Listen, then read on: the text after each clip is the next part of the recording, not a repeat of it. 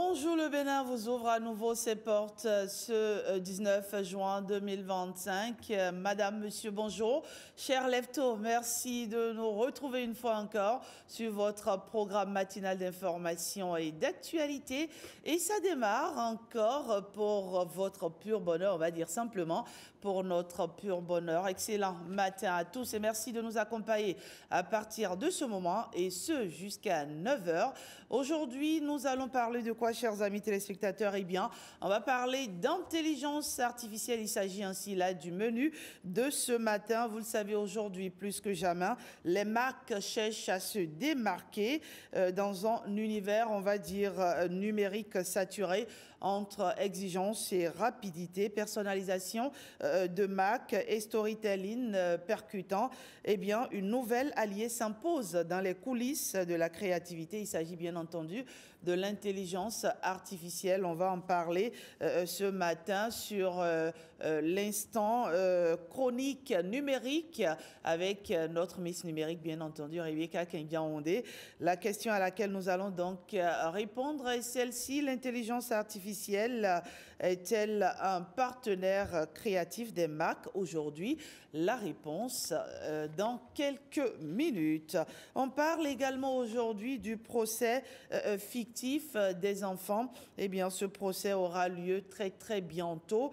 De quoi s'agit-il? Il s'agit bien entendu d'un programme d'initiation des jeunes, n'est-ce pas, au langage, au lexique, on va dire, juridique. Ce programme va se tenir très bientôt. Nous aurons sur ce plateau l'organisateur de ce programme. Il nous expliquera un peu le pourquoi du comment. Pourquoi initier des jeunes au langage juridique? Il sera là avec moi. Et bien entendu, l'un des jeunes l'accompagnera pour que vous puissiez voir à quel point ces jeunes apprennent pas mal de choses. Restez avec nous.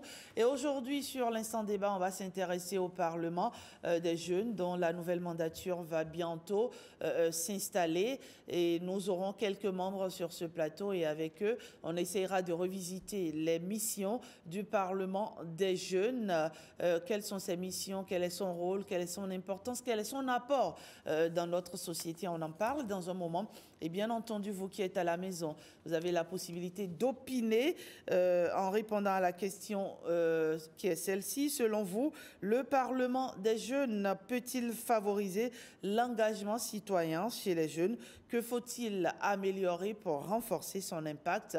Nous comptons sur vous, Facebook, Twitter également, WhatsApp, pour permettre, n'est-ce pas, au forum des discussions d'être davantage animées. Alors, ma Christelle, bonjour. Ma Rachida, bonjour à vous, bonjour à toutes et à tous. Comment ça va ce matin? Ça va très bien. La pêche, je le sens que les informations seront croustillantes. Allez, on y va tout de suite? Tout de suite, si vous le voulez bien.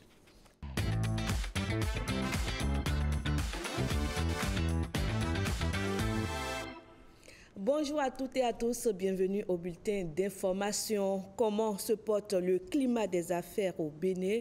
Il se bonifie selon plusieurs indicateurs. Les fonds arabes pourraient contribuer également à son amélioration, assurance donnée par Zulkif Salami, chargé de mission du chef de l'État. Une destination privilégiée, un environnement propice aux affaires. C'est le nouveau Bénin. Depuis 2016, le gouvernement a mis en place un programme ambitieux pour attirer les investisseurs, notamment à travers des réformes. Elle vise à simplifier les procédures, à améliorer l'accès à l'électricité et au financement et à renforcer la sécurité juridique. Des facilités fiscales et exonérations douanières sont aussi prévues. Des initiatives qui portent déjà des fruits. C'est parce que l'environnement des affaires aujourd'hui est porteur qu'il est beaucoup plus attractif que par le passé que les investisseurs viennent, que l'investisseur étranger, l'investissement étranger vient au Bénin pour soutenir l'économie béninoise et faire du Bénin, bien sûr, un modèle. Donc je tiens à rendre hommage au chef de l'État Patrice Talon parce que ce qu'il fait, ça induit une croissance soutenue, la création d'emplois, la stabilité de l'économie, mais surtout de l'espoir pour la jeunesse.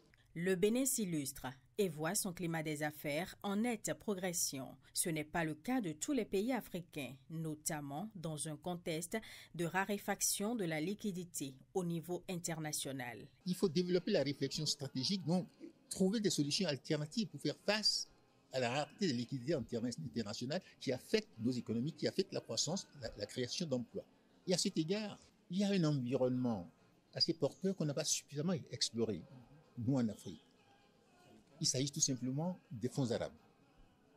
Les fonds arabes constituent aujourd'hui une niche extraordinaire que nous devons pouvoir explorer, exploiter pour obtenir les ressources nécessaires permettant de soutenir la gestion de l'économie, la croissance économique, une croissance durable, stable et la création d'emplois. Pour davantage soutenir la croissance économique en Afrique, ces dernières années, les fonds arabes ont investi dans plusieurs secteurs.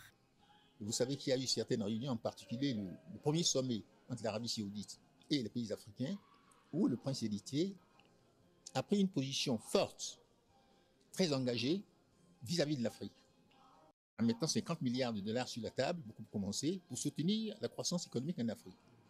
Mais ceci a été précédé également par des prises de position au cours de la COP 27 à Sharm el-Sheikh, la COP 29, par ce que nous appelons le Coordination Group, Arab Coordination Group, le groupe de coordination arabe, qui a fait une dizaine d'institutions financières arabes qui également sont dotées de ressources monumentales pour financer la croissance économique en Afrique.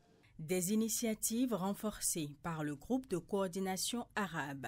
À la COP16, un financement de plus de 10 milliards de dollars d'ici 2030 a été accordé aux pays africains pour lutter contre la désertification et la dégradation des terres. Écho du Hadj à présent, ce pèlerinage religieux intercontinental, on a les premiers retours de la Mecque, des pèlerins foulant sains et saufs leur bécaille, signe d'un succès dans l'organisation du Hadj. Challenge soutenu par une implication du gouvernement. Karamata Gbataou, Patrick Limavo. Ce lundi 21h30, heure de Cotonou, ce Boeing de la compagnie Rwandair se pose sur le tarmac de l'aéroport international Cardinal Bernardin Ganti. À son bord, les premiers pèlerins du Hadj 2025 de retour de la Mecque. Après quelques semaines passées en terre sainte de Médine, dans une ferveur spirituelle. Nous remercions déjà Allah de nous avoir accordé cette grâce d'accomplir le 5e pilier de l'islam. On est bienvenus. Très bon. Une grâce pour ces 264 pèlerins qui viennent de fouler leur terre natale, celle d'un renouvellement de leur foi en Allah, Dieu miséricordieux. Arrivé à la Mecque, on va aller faire la circumambulation du Kaaba et après ça, on va aller faire le sa'i entre Safa et Marwa. Après ça, on va couper les cheveux et le grand pèlerinage, c'est de prendre une intention à la Mecque là-bas. Après l'intention, on se dirige vers Mina, le 8e, pour se diriger vers Arafat. Ces rites exécutés leur font changer de statut. Pour ceux dont c'est la toute première fois, ils passent de statut de simple fidèle musulman à celui de El Hadj pour les hommes et celui de Al-Hadja pour les femmes. Notre séjour était très bien. Nous avons beaucoup prié pour la nation. Nous avons prié surtout pour le chef de l'État, son Excellence le président Patrice Talon, parce qu'il a fait beaucoup pour nous. Il y avait un soin particulier à notre égard. Aller comme retour, nous avons vraiment passé un vol très agréable parce que la plupart de ceux qui ont été cette année vont comprendre que le Bénin doit être classé parmi les meilleurs pays africains dans l'organisation du Hadj. Pari tenu une fois encore pour le gouvernement à travers l'Agence pour la gestion de la logistique des officiels. Les jalons sont désormais posés pour une organisation avec beaucoup moins de tracas pour les pèlerins. 3 éléphants font leur promenade où ils ne devraient pas. Ça se passe dans le département de la Donga où ces pachydermes ont investi les lieux d'occupation humaine. Aucune perte en vie humaine n'est enregistrée sauf des dégâts dans des champs de culture. Jean-Claude James. Champs de cocotiers, champs d'igname, d'anacardier ou encore parc à karité. Rien ne résiste à ce troupeau d'éléphants à Dewa. À leur passage, ils laissent derrière eux des dégâts colossaux. C'est 7 ans comme ça, 7 ans, nous on a commencé à faire ici. Nous on mène ça mène, nous on retourne Lomé, Ghana, Méné, Racine là. Avant, termite, Mansa, nous on a réussi, maintenant c'est éléphant venir détruire ça tout. Ça me fait mal, trop. Moi j'ai dépensé ici, là où tu vois un peu là, ça fait 3 500 000. Le rêve de Jody Samaou de doter Djougou d'une plantation de cocotiers vient d'être encore brisé. Il n'est pas le seul, les autres producteurs font aussi les frais de cette visite surprise. Maintenant, comment je vais faire maintenant? De Djougou, Kopago, Basila, vous allez remarquer que sur leur passage, ces bêtes font des dégâts dans les champs de nos vaillants producteurs, dans les champs de palmiers à huile, dans les champs de cocotiers, les parcs à karité. C'est sur des kilomètres. Hein. Nous sommes dans la période de ramassage des amandes de karité. Je vous assure que nos mamans sont dans la psychose totale parce que les mamans ont vraiment peur d'aller dans la brousse et faire face à ces bêtes. C'est la même chose pour les jeunes. Je crie au secours à toutes les autorités compétentes et en particulier le ministre du cadre de vie. Aidez-nous et encore la sécurité de la population. Si rien n'est fait d'ici la saison sèche, la famine va frapper mon village. Selon le chef du village, les pachydermes ont été aperçus dans la zone il y a environ 2 mois. Même si ces animaux attaquent rarement les humains, la vigilance doit être de mise en attendant la réaction des autorités. Et je vous emmène cette fois-ci dans l'univers sympathique des poissons. On va les découvrir dans un habitat plutôt original, une ancienne carrière de sable transformée en une vaste pisciculture. C'est à 16 km de Cotonou. William Tchoki et Edmond Ohungbo nous emmènent justement à Kokotomé, dans la commune d'Abomey-Calavi.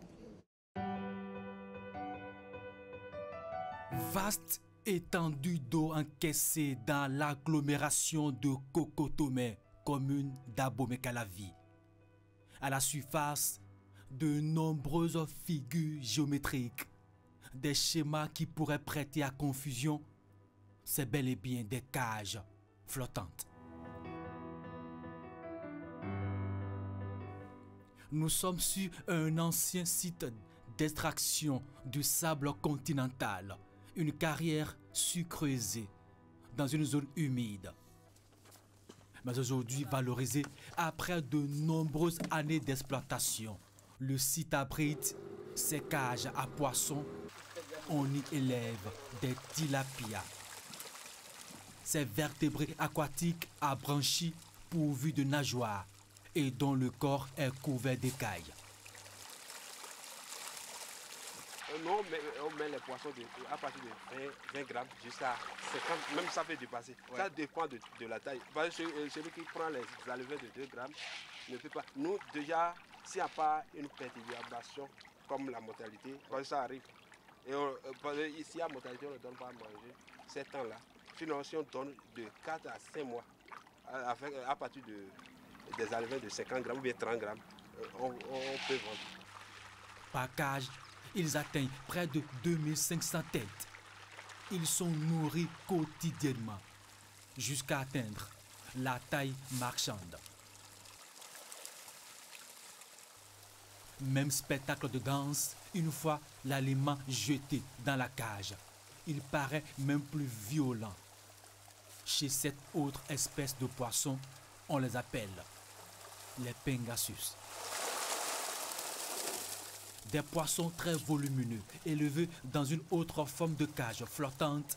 Ici, l'armature est faite de plastique plus résistant aux intempéries. Notre eau, là, il y a un peu de sel dedans. Et avec les cages de fer, là, on a fait l'expérience. On fait les fers lourds, les fers très épais, mais ça ne fait pas 2 ans. Ok, ça se et là, oui, la rouille. La rouille endommage tout le fer. Et il y a aussi des huîtres dans l'eau. Ça attaque même les bidons, les autres bidons là, et ça pèse les bidons. Ah d'accord. La profondeur va jusqu'à 7-8 mètres. Oui. Pour ces cages-là. Pour ces cages. Oh, là-bas, c'est au plus de 3 mètres de profondeur. Donc l'avantage est net, d'abord la grandeur, la superficie. Oui. Et il n'y a pas la mortalité, on ne constate pas de mortalité avec ces cages. Avec ces cages. Les poissons sont en laisse. Okay, parce que c'est large et c'est profond. S'ils finissent de manger, ils vont en bas. Ok, donc c'est l'avantage. De l'élevage de poissons en eau profonde sur un plan d'eau créé de toutes pièces. Il permet aussi la navigation sur une longue distance. On peut joindre la route des pêches via ce site de Kokotomé, un nouveau circuit touristique sur l'eau, une nouvelle découverte pour les accros de balade en pirogue. Déforestation, on en parle à présent. Ce phénomène qui détruit des surfaces de forêt touche le département du Zou. C'est 1,86% de forêt par an. Quant à la dégradation des sols, elle progresse aussi à un rythme inquiétant. La commune la plus touchée, c'est Djidja, avec des poches de dégradation de plus de 21 000 hectares. Des chiffres alarmants qui interpellent et appellent à une synergie d'action. Pierrette Adan aussi. Djidja, le grenier agricole qui assure la sécurité alimentaire dans le département du Zou, est aujourd'hui confronté à la dégradation continue de ses terres. La commune vient en tête de liste en matière de déforestation avec un taux annuel de 3,01% devant Abomey et Zakota. Mieux, les poches de dégradation à Djidja sont évaluées à 21 347 hectares de terre entre 2005 et 2022. Cette réalité entraîne une perte de biodiversité, aggrave les risques de sécheresse et compromet notre sécurité alimentaire. Pour inverser cette tendance, un site de 2 hectares de rangée a été identifié par les acteurs pour célébrer la 31e édition de la Journée mondiale de lutte contre la désertification et la sécheresse. Ceci à travers des techniques de restauration de la fertilité du sol dénommées demi-lune ou lune pleine. Et cette technologie consiste à en réalité creuser, faire une fosse légère autour de l'arbre et des orangers et à utiliser le sol de l'intérieur pour constituer une diguette tout autour de cette fosse. En le faisant, on conserve l'humidité et au fur et à mesure que l'humidité est conservée, il y a la matière, la paille qui est utilisée qui commence à se décomposer et en nutriments assimilables par les racines de la culture, les racines de l'arbre qui assurent l'exploitation. Donc cette technologie que nous venons d'installer vise à restaurer non seulement la fertilité du sol, mais également à améliorer le rendement en orange au niveau du site et du producteur. Ces efforts ne porteront leurs fruits que si chacun de nous s'engage. La Direction générale des eaux, forêts et chasses joue un rôle clé en accompagnant les organisations paysannes dans ce sens. Leur appui conseil est essentiel pour une gestion durable et efficace de nos terres. Et cet engagement des acteurs s'est traduit par la mise en terre de plants autochtones et d'acacias sur des sites de 4 hectares à Madjavi, au centre-ville de la localité et au sein du cantonnement forestier de Djidja. Quels sont les marchés dans lesquels vous pourriez faire vos emplettes ce jeudi 19 juin? Voilà le calendrier journalier que je vous propose, que j'ai eu beaucoup de plaisir à vous présenter. Merci Christelle Ediachot. On se retrouve demain pour un autre numéro du bulletin d'information. William Aguiar, bonjour. Bonjour Rachidat, bonjour Ediachot, bonjour à mes téléspectateurs. Alors, matinée, on va dire, matinée pluvieuse, n'est-ce pas? Pluvieuse par endroit. Par endroit, voilà. Merci, par endroit, exactement. On va dire, donc, on va souhaiter bon matin à tous ceux qui nous suivent d'un peu partout. À Abomey-Calavi, Cotonou, Parakou, chez moi, de l'autre côté, à Bouka. Ouais. Merci à vous d'être des nôtres. Votre fidélité nous honore. Excellent matin. Voici pour vous la revue des titres.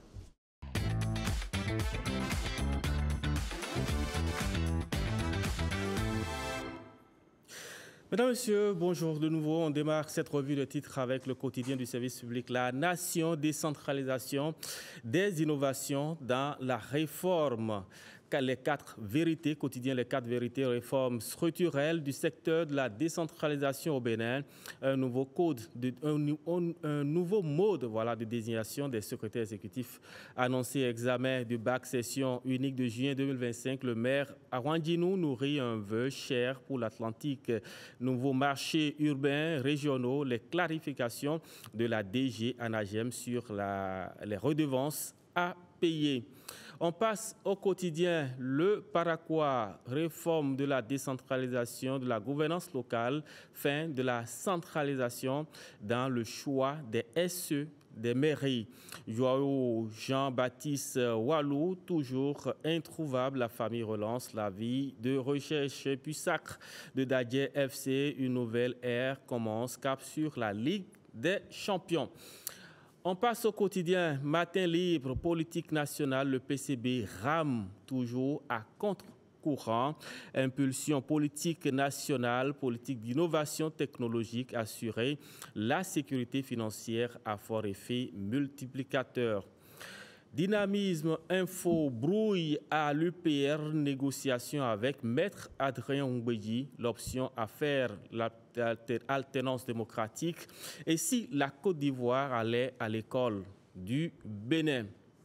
Palmarès Info, projet gouvernemental bientôt, 250 nouvelles maisons sur pilotis mission économique francophone. 123 entreprises accueillent la 6e édition avec ambition et ouverture.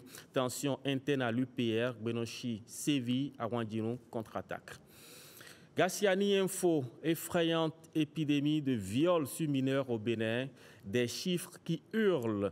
Diaspora africaine en France, un nouveau départ s'interroge. Le journal L'interdiction de voyage, pourquoi le Bénin est menacé par les USA. Nocturne de pétanque, le cadeau de talon aux boulistes. On va finir avec le quotidien de Menontin Fraternité, Ligue Pro 2024-2025 d'ADF. C'est sacré champion pour la première fois, 18e club au sommet du Bénin. Nouveau mode de désignation des SE, un droit de regard concédé au maire. Voilà l'essentiel à retenir des journaux parus et parvenus à notre rédaction ce matin. Merci William Guillard. On note en tout cas que cette brouille entre le PRD et l'UP continue d'alimenter nos différents canards. Exactement. Allez, on verra bien ce que ça donnera, n'est-ce pas? Voilà, on va suivre ça de très près. De très près, voir ce que ça va donner à la fin. Exactement. Merci William Guillard. On vous retrouve en toute fin d'émission pour la revue de presse. Pour l'heure, qu'est-ce qu'on fait? Allez, on va retrouver l'un de nos chroniqueurs. Lui, c'est un spécialiste, n'est-ce pas, des questions foncières. Il est avec nous ce matin. Daouda Moussé est mon invité. Je le reçois juste après ceci.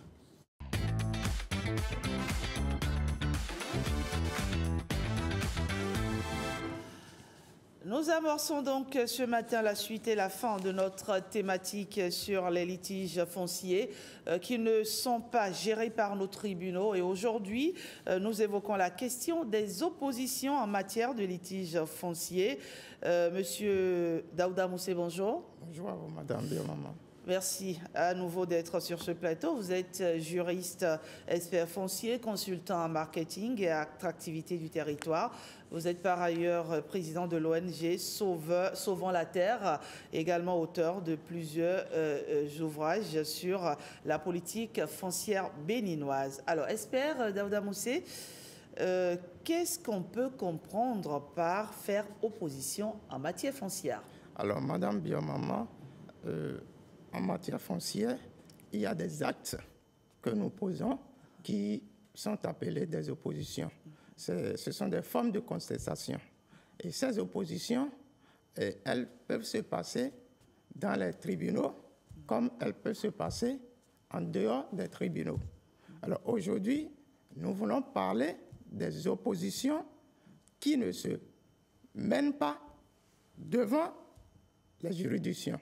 Mais pour apporter une nuance, nous allons d'abord expliquer certaines oppositions qui se font dans les cours et tribunaux. Alors, lorsqu'on vous dit, par exemple, faire opposition à une décision de justice, qu'est-ce que ça veut dire? Ça veut dire qu'en réalité, il y a un litige portant sur le foncier. Et le juge donne sa décision, qui va naturellement en défaveur d'une partie. La partie perdante n'est pas d'accord de la décision donnée par le juge. Il fait appel. Elle interjette appel. Quand elle interjette appel, ce acte qu'elle fait, cette partie, on l'appelle, on dit qu'elle est en train de faire, que la personne est en train de faire opposition. Donc, l'expression « faire opposition » à une décision de justice veut dire que la personne interjette appel. Il y a une décision qui a été donnée et la partie perdante n'est pas d'accord de cette décision. Elle interjette appel, elle fait donc opposition à la décision de justice. On n'est pas en train de parler de cette opposition aujourd'hui. Alors, on dit aussi, il y a l'expression « par opposition ». Par opposition, c'est une sorte de contestation. Quand est-ce qu'elle se mène? Alors, il y a une décision de justice qui a été donnée, mais cette décision n'est pas contradictoire. C'est-à-dire quoi? Vous et moi discutons d'une parcelle, par exemple, et il y a un procès qui est fait. Sauf que je n'ai pas été invité pour présenter mes arguments. Et le juge donne une décision qui va en ma défaveur. Et puisque je n'étais pas là pour quand même argumenter, pour me défendre, alors je vais contester la décision du juge. Et quand je le fais comme ça, je le fais par opposition. Nous ne sommes pas en train de parler de cette opposition non plus, puisque ça se mène devant les juridictions. Alors, pour finir, il y a la tierce opposition. Quand est-ce qu'on parle de la tierce opposition? Il y a une décision de justice qui a été rendue en matière foncière entre Mme Biomama et Moussé Daouda. Sauf que cette décision qui a été rendue entre nous porte atteinte à une troisième personne qui n'est pas dans le jeu. Alors, cette troisième personne-là conteste la décision. Lorsqu'elle conteste la décision, on parle de tierce opposition. Il ne s'agit donc pas de ces oppositions aujourd'hui, puisque ces trois formes d'opposition se mènent dans les couloirs de la justice. Décidément, espère Daouda Moussé, de quelle nature d'opposition s'agit-il donc, puisque vous dites que c'est une opposition en matière foncière, sauf qu'elle n'est pas portée encore devant le juge? Oui, alors, elle n'est pas portée devant le juge. Les oppositions dont il s'agit ici, nous allons en citer 4 formes qui ne sont pas portées devant le juge. Alors, premièrement, il y a l'expression opposition à la confirmation de droits fonciers. Ça veut dire n'importe qui, vous et moi, pouvons faire opposition à la confirmation de droits fonciers. Il y a plus de 8 à 10 émissions qu'on a eu à faire ici. Hein. Oui. Vous pouvez déjà... je vais tenter de voir si vous êtes une bonne élève, parce que lorsqu'on dit faire... Ne me tentez surtout pas. La confirmation de droits fonciers, c'est quoi en réalité? C'est ce que nous appelons l'immatriculation. C'est-à-dire, lorsqu'aujourd'hui vous voulez aller faire le titre foncier, on ne parle plus de l'immatriculation. Depuis 2013, on parle de confirmation de droits fonciers lorsque c'est une procédure classique. Donc, alors, faire opposition à la confirmation de droits fonciers. Le Code foncier domanial a prévu ça. Ça veut dire de quoi il s'agit? Madame Biomama vous estimez que la parcelle sur laquelle j'ai commencé, moi, Moussa Daouda, à faire des actions, vous estimez que c'est votre parcelle, à vous. D'accord. Vous êtes venu sur le terrain, vous avez vu que j'ai commencé par amener du sable, etc. Vous avez dit, tiens, vous n'avez pas saisi encore la justice. Vous êtes venu vers moi et il y a les discussions qui ont commencé. Mais très tôt, pour que je ne puisse pas faire un titre foncier sur cette parcelle, vous anticipez. La loi vous permet de saisir la NDF, l'institution qui fait les titres fonciers. Parce que vous savez, aujourd'hui, le titre foncier est définitif et inattaquable. En cas de fraude ou d'erreur, c'est une indemnisation qui est ouverte. Et vous ne voulez pas prendre ce risque.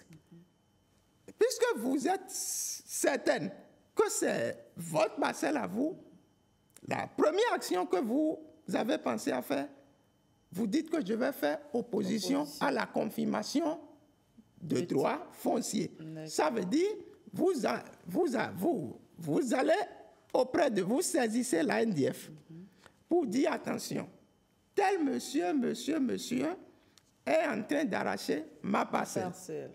Je suis venu, je dépose cette requête par l'espoir de votre huissier ou l'avocat foncier, afin que si cette personne venait déposer son dossier pour le titre foncier concernant cette parcelle, vous puissiez arrêter la procédure. C'est la première forme d'opposition qui est hors justice. Mais attention, je vais vous dire, cette opposition ne prospère pas souvent. Pourquoi? Parce que en République du Bénin, l'ANDF, l'Agence nationale du domaine et du foncier, n'a pas une base de données qui a toutes les parcelles de tous les Béninois. Donc, généralement, ce n'est pas un titre foncier qui devait être demandé. Vous avez anticipé pour dire si éventuellement la personne venait déposer. Donc, l'ANDF, visiblement, ne peut pas connaître de la parcelle dont il s'agit, puisqu'elle n'a pas toutes les parcelles du Bénin. Absolument, il n'y en a pas. Peut-être avec, doucement, nous allons en venir avec le cadastre. Alors, donc, c'est la première forme d'opposition que la loi permet. Hors justice. Hors justice. Ça veut dire, vous empêchez que quelqu'un fasse un titre foncier sur une parcelle dont vous estimez que c'est pour vous. D'accord. Alors, la deuxième forme d'opposition, de contestation, c'est pendant toujours dans les couloirs de l'ANDF. Pour faire un titre foncier, il faut 4 phases. Nous allons en venir, ce n'est pas l'objet du débat.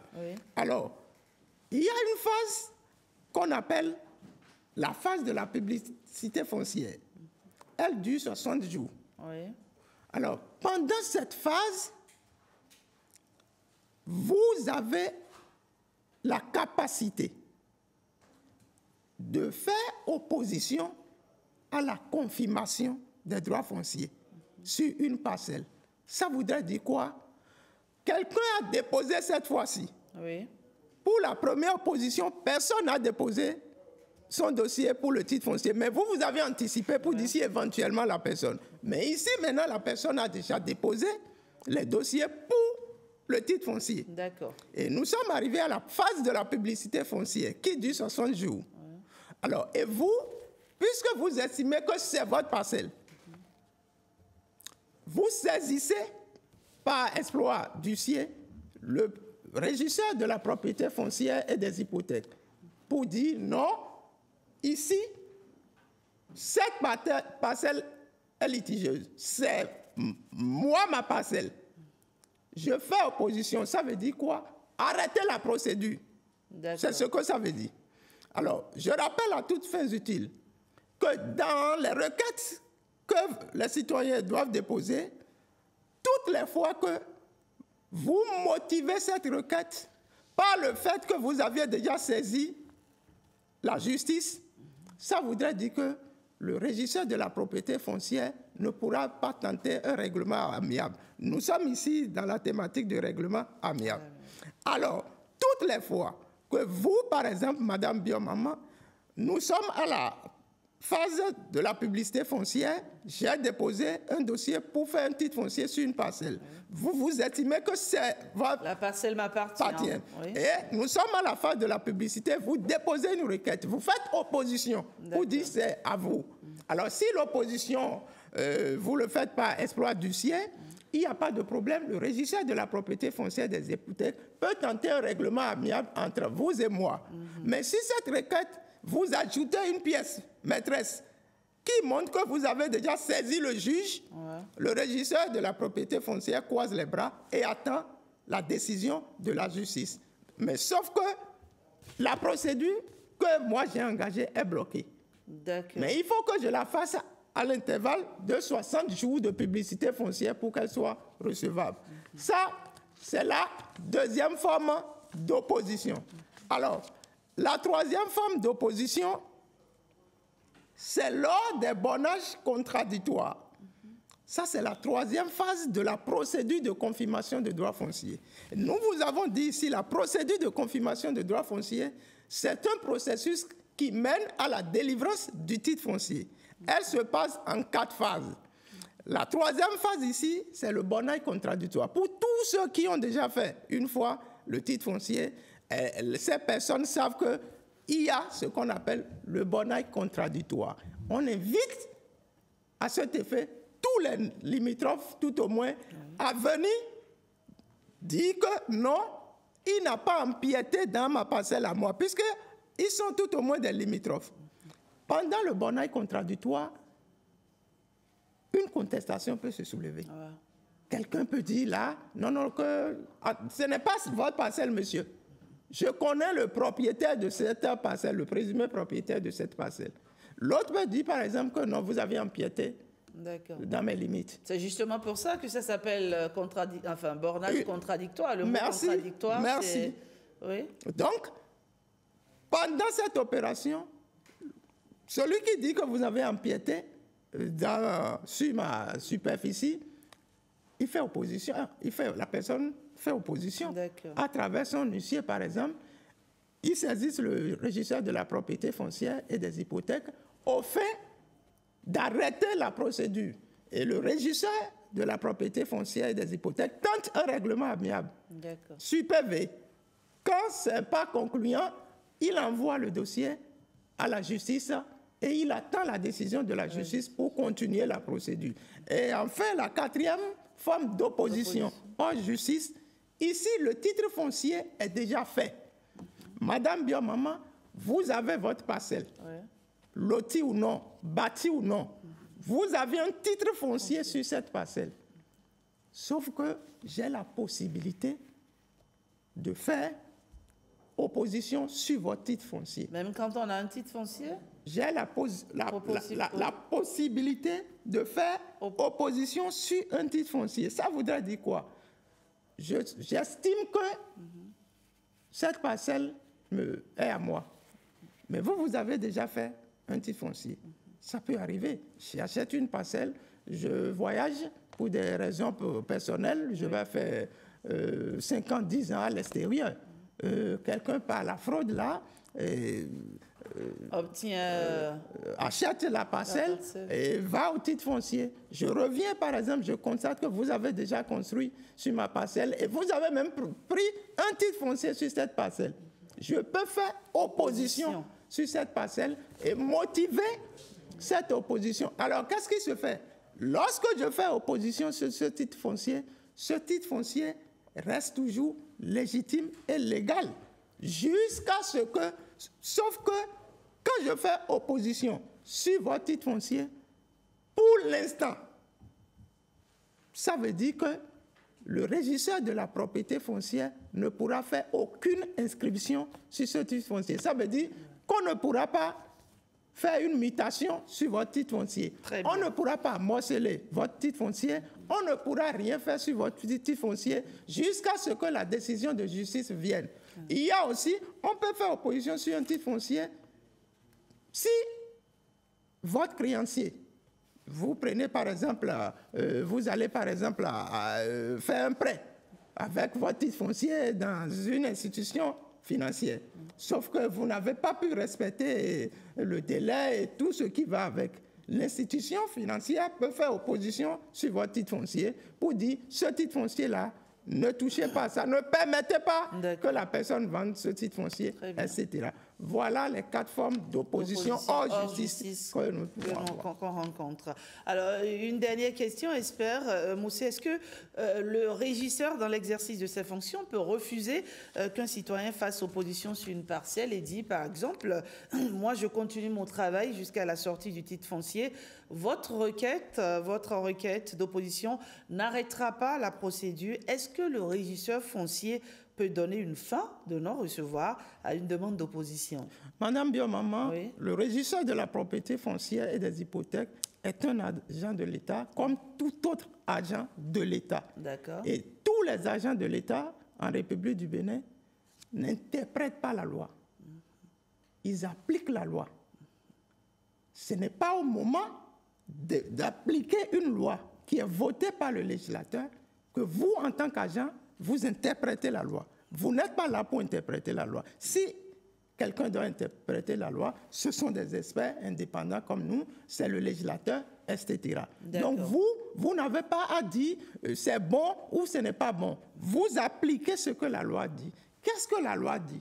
Est-ce qu'on peut faire des oppositions? J'en ai cité 4 ici. Exactement. Ça veut dire que le régisseur ne peut pas refuser qu'une tierce personne fasse opposition. Cependant, par exemple, pour la phase de la publicité foncière, ça dure 60 jours. Si vous venez au-delà de 60 jours, il ne rejette pas votre requête. Il accepte que vous déposiez la requête, sauf qu'il motive ça maintenant pour dire non, vous avez fait l'opposition hors délai. Mais dans tous les cas, il n'a pas vocation à rejeter les oppositions des citoyens. C'est très clair, en tout cas, Esper Moussé. Un dernier mot à l'endroit des téléspectateurs qui, sans doute, trouvent assez pertinent tout ce que nous disons ce matin. Alors, Madame Biomama, je voudrais rappeler à la population béninoise, je voulais interpeller la population béninoise au sujet des 2 thématiques que nous venons de développer, le règlement amiable des litiges fonciers. Alors, premièrement, je rappelle que faussement, lorsqu'il s'agit de règlement de litiges portant sur les parcelles rurales, les parties doivent chercher à faire un règlement amiable avant d'aller vers la justice. D'accord. Si ce n'est pas la première chose. C'est vrai, si ce n'est pas une condition substantielle, elle demeure tout de même une condition obligatoire. La deuxième chose, je voudrais dire que la peur de l'épervier ne doit pas nous pousser à aller s'engouffrer dans la cage du renard. Il faut donc que les citoyens sachent qu'il y a des voies pour des transactions foncières. Oui. Les notaires, les experts fonciers, les cabinets, les agences immobilières régulièrement reconnues par l'État et formées. Que les populations le sachent pour éviter les déconvenus. Il faut donc se faire aider. Il faut aller vers ces experts-là. Absolument, il faut aller vers la solution adéquate. La loi est claire. Vous avez les cabinets de notaires, vous avez des juristes experts, vous avez des agences immobilières régulièrement reconnues et formées. Si vous passez autre... c'est ça qui amène. Vous payez le prix. Exactement. Et surtout, ne vous faites pas gruger. C'est pour cela, d'ailleurs, que cette rubrique existe pour vous accompagner, on va dire, dans toutes ces procédures-là, afin que vous ne vous égarez pas, chers amis téléspectateurs. Merci à vous, Esper Daouda Moussé. Merci d'être passé sur Bonjour, le Bénin. On se retrouve jeudi. Si prochain. Allez, merci beaucoup. Un autre chroniqueur, lui, c'est Patrick Diossou. L'heure du français, c'est tout de suite et maintenant. On découvre des mots, on découvre des pensées, on découvre des expressions. Patrick Diossou, vous êtes invité à me rejoindre. Là, maintenant, voici l'heure du français.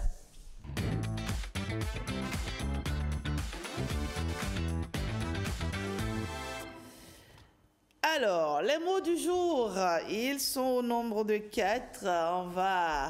On va parler de foi ce matin. Foi, le mot foi sous plusieurs coutures, j'ai envie de dire. Oui, oui. Allez, bonjour Patrick, ça va bonjour ce matin? Rachida, bien moment, bonjour téléspectateurs et téléspectatrices. Alors, oui. Et salutations à Jean, qui est hors du pays. Exactement, voilà, qui va nous retrouver très bientôt. Je pense que le séjour court déjà à sa fin. Oui. Et sans doute nous retrouvera-t-il sur l'heure du français. Très Alors, bientôt. j'ai annoncé les couleurs. Oui, les couleurs sont annoncées. De belles couleurs, comme ce que tu as porté. Et alors, de belles couleurs, foire. F-O-I, F-O-I-E, F-O-I-S, F-O-I-S. On commence d'abord par foi, F-O-I. La foi. Vous voyez, c'est un mot qui est féminin, mais il n'y a pas de E muet à la fin. La foi, F-O-I. Et la foi, c'est la croyance, c'est la confiance. Et la confiance en une personne, la croyance en une entité, en un Dieu, avec tous les mots que cela comporte, Dieu. Le foi. F-O-I-E, c'est un mot masculin, mais qui a un E muet final. À la fin. Oui. Donc, il faut faire attention à ces deux mots. Foi, F-O-I, c'est la. Foi, F-O-I-E, c'est le. Le foie, c'est un organe. C'est un organe qui se retrouve dans le corps humain, dans tout corps d'être animal. Et le foie, c'est un organe qui permet bon, je ne suis pas un spécialiste de la santé, mais c'est un organe qui est dans le corps. Et il faut faire très attention au foie. Il paraît que pour les diététiciens, le plus grand danger du foie, c'est l'alcool. Et le danger suivant, c'est l'huile. Et le danger qui suit, c'est trop de sel, trop de sucre, etc. Trop de. Bon, ça c'est le foie. Faut préserver son foie. Oui, il faut préserver son foie. Quand le foie est bloqué, tout est bloqué. Et la cirrhose de foie, ça conduit directement à la mort. Et c'est l'alcool qui cause la cirrhose de foie. Bon, ça c'est une parenthèse. Donc ça c'est le foie. Foie, F-O-I-S. C'est la fréquence à faire quelque chose. Et parce que c'est une fréquence, le mot, même quand c'est au singulier, il y a S. Vous voyez, c'est bizarre. Un mot singulier qui a S à la fin. F-O-I-S. Foi. Mais c'est féminin. La foi. D'accord. Et foi, F-O-I-S, c'est un nom commun de ville. C'est une ville qui se retrouve dans la région Occitanie, c'est en France. C'est une ville c'est pratiquement la plus petite sous-préfecture de la France. Juste 4000 habitants, c'est pas très grand, la plus petite. Donc F-O-I-S, c'est une sous-préfecture, c'est le nom aussi d'une ville. Donc la ville a comme nom Foix, la sous-préfecture a comme nom Foix. F-O-I-S. Et parce que c'est une ville peut-être plurielle, et ça se termine par is. Donc F-O-I-S. Je reprends. F-O-I, sans E, est féminin. D'accord, la foi. Oui. F-O-I-E. Est masculin. Donc, est masculin. Le foie, qui est un organe. Oui. F-O-I-S est féminin, mais singulier, même s'il y a S à la fin. Et F-O-I-S. La fois dernière, par exemple. La fois dernière. Oui, quand on dit la fois dernière, F-O-I-S, mais pardon, F-O-I-S, et puis dernière, la fois dernière. Chaque fois, toutes les fois. Donc, la fois où nous étions venus ici, donc quand on dit la fois où, ça c'est F-O-I-S. D'accord. Mais quand on dit ma foi, c'est que... Oui, ma foi, c'est F-O-I. Ma foi, c'est une foi chrétienne, c'est une foi musulmane, c'est une foi juive, c'est F-O-I. Quand on dit mon foi me fait souffrir, c'est F-O-I-E. C'est dans le corps et notre foi ne va pas nous faire souffrir par la grâce du Créateur. Merci Patrick Diossou. Un peu de maniement de langue. Hein. On découvre 4 adverbes terminés par foi. Oui, des adverbes terminés par foi et qui nous font penser, ma foi, que lorsque nous se retrouve avec le mot foi, il y a trop de foi ce matin. Et ce sont des adverbes de temps. Les 4 adverbes sont des adverbes de temps. Le premier, autrefois. On avait déjà parlé de la différence entre autrefois, jadis et naguère. On ne va pas revenir là-dessus. Autrefois signifie tout simplement dans un temps passé, un temps qui n'est pas très lointain, un temps révolu quand même, un temps passé. Ça, c'est autrefois. Parfois, c'est de temps en temps, de temps à autre. Donc, c'est une répétition dans le temps, parfois. Quelquefois, c'est qui se produit, je dirais, à des moments espérés. D'accord. D'accord. Ou à des moments inespérés, mais c'est souvent espacé.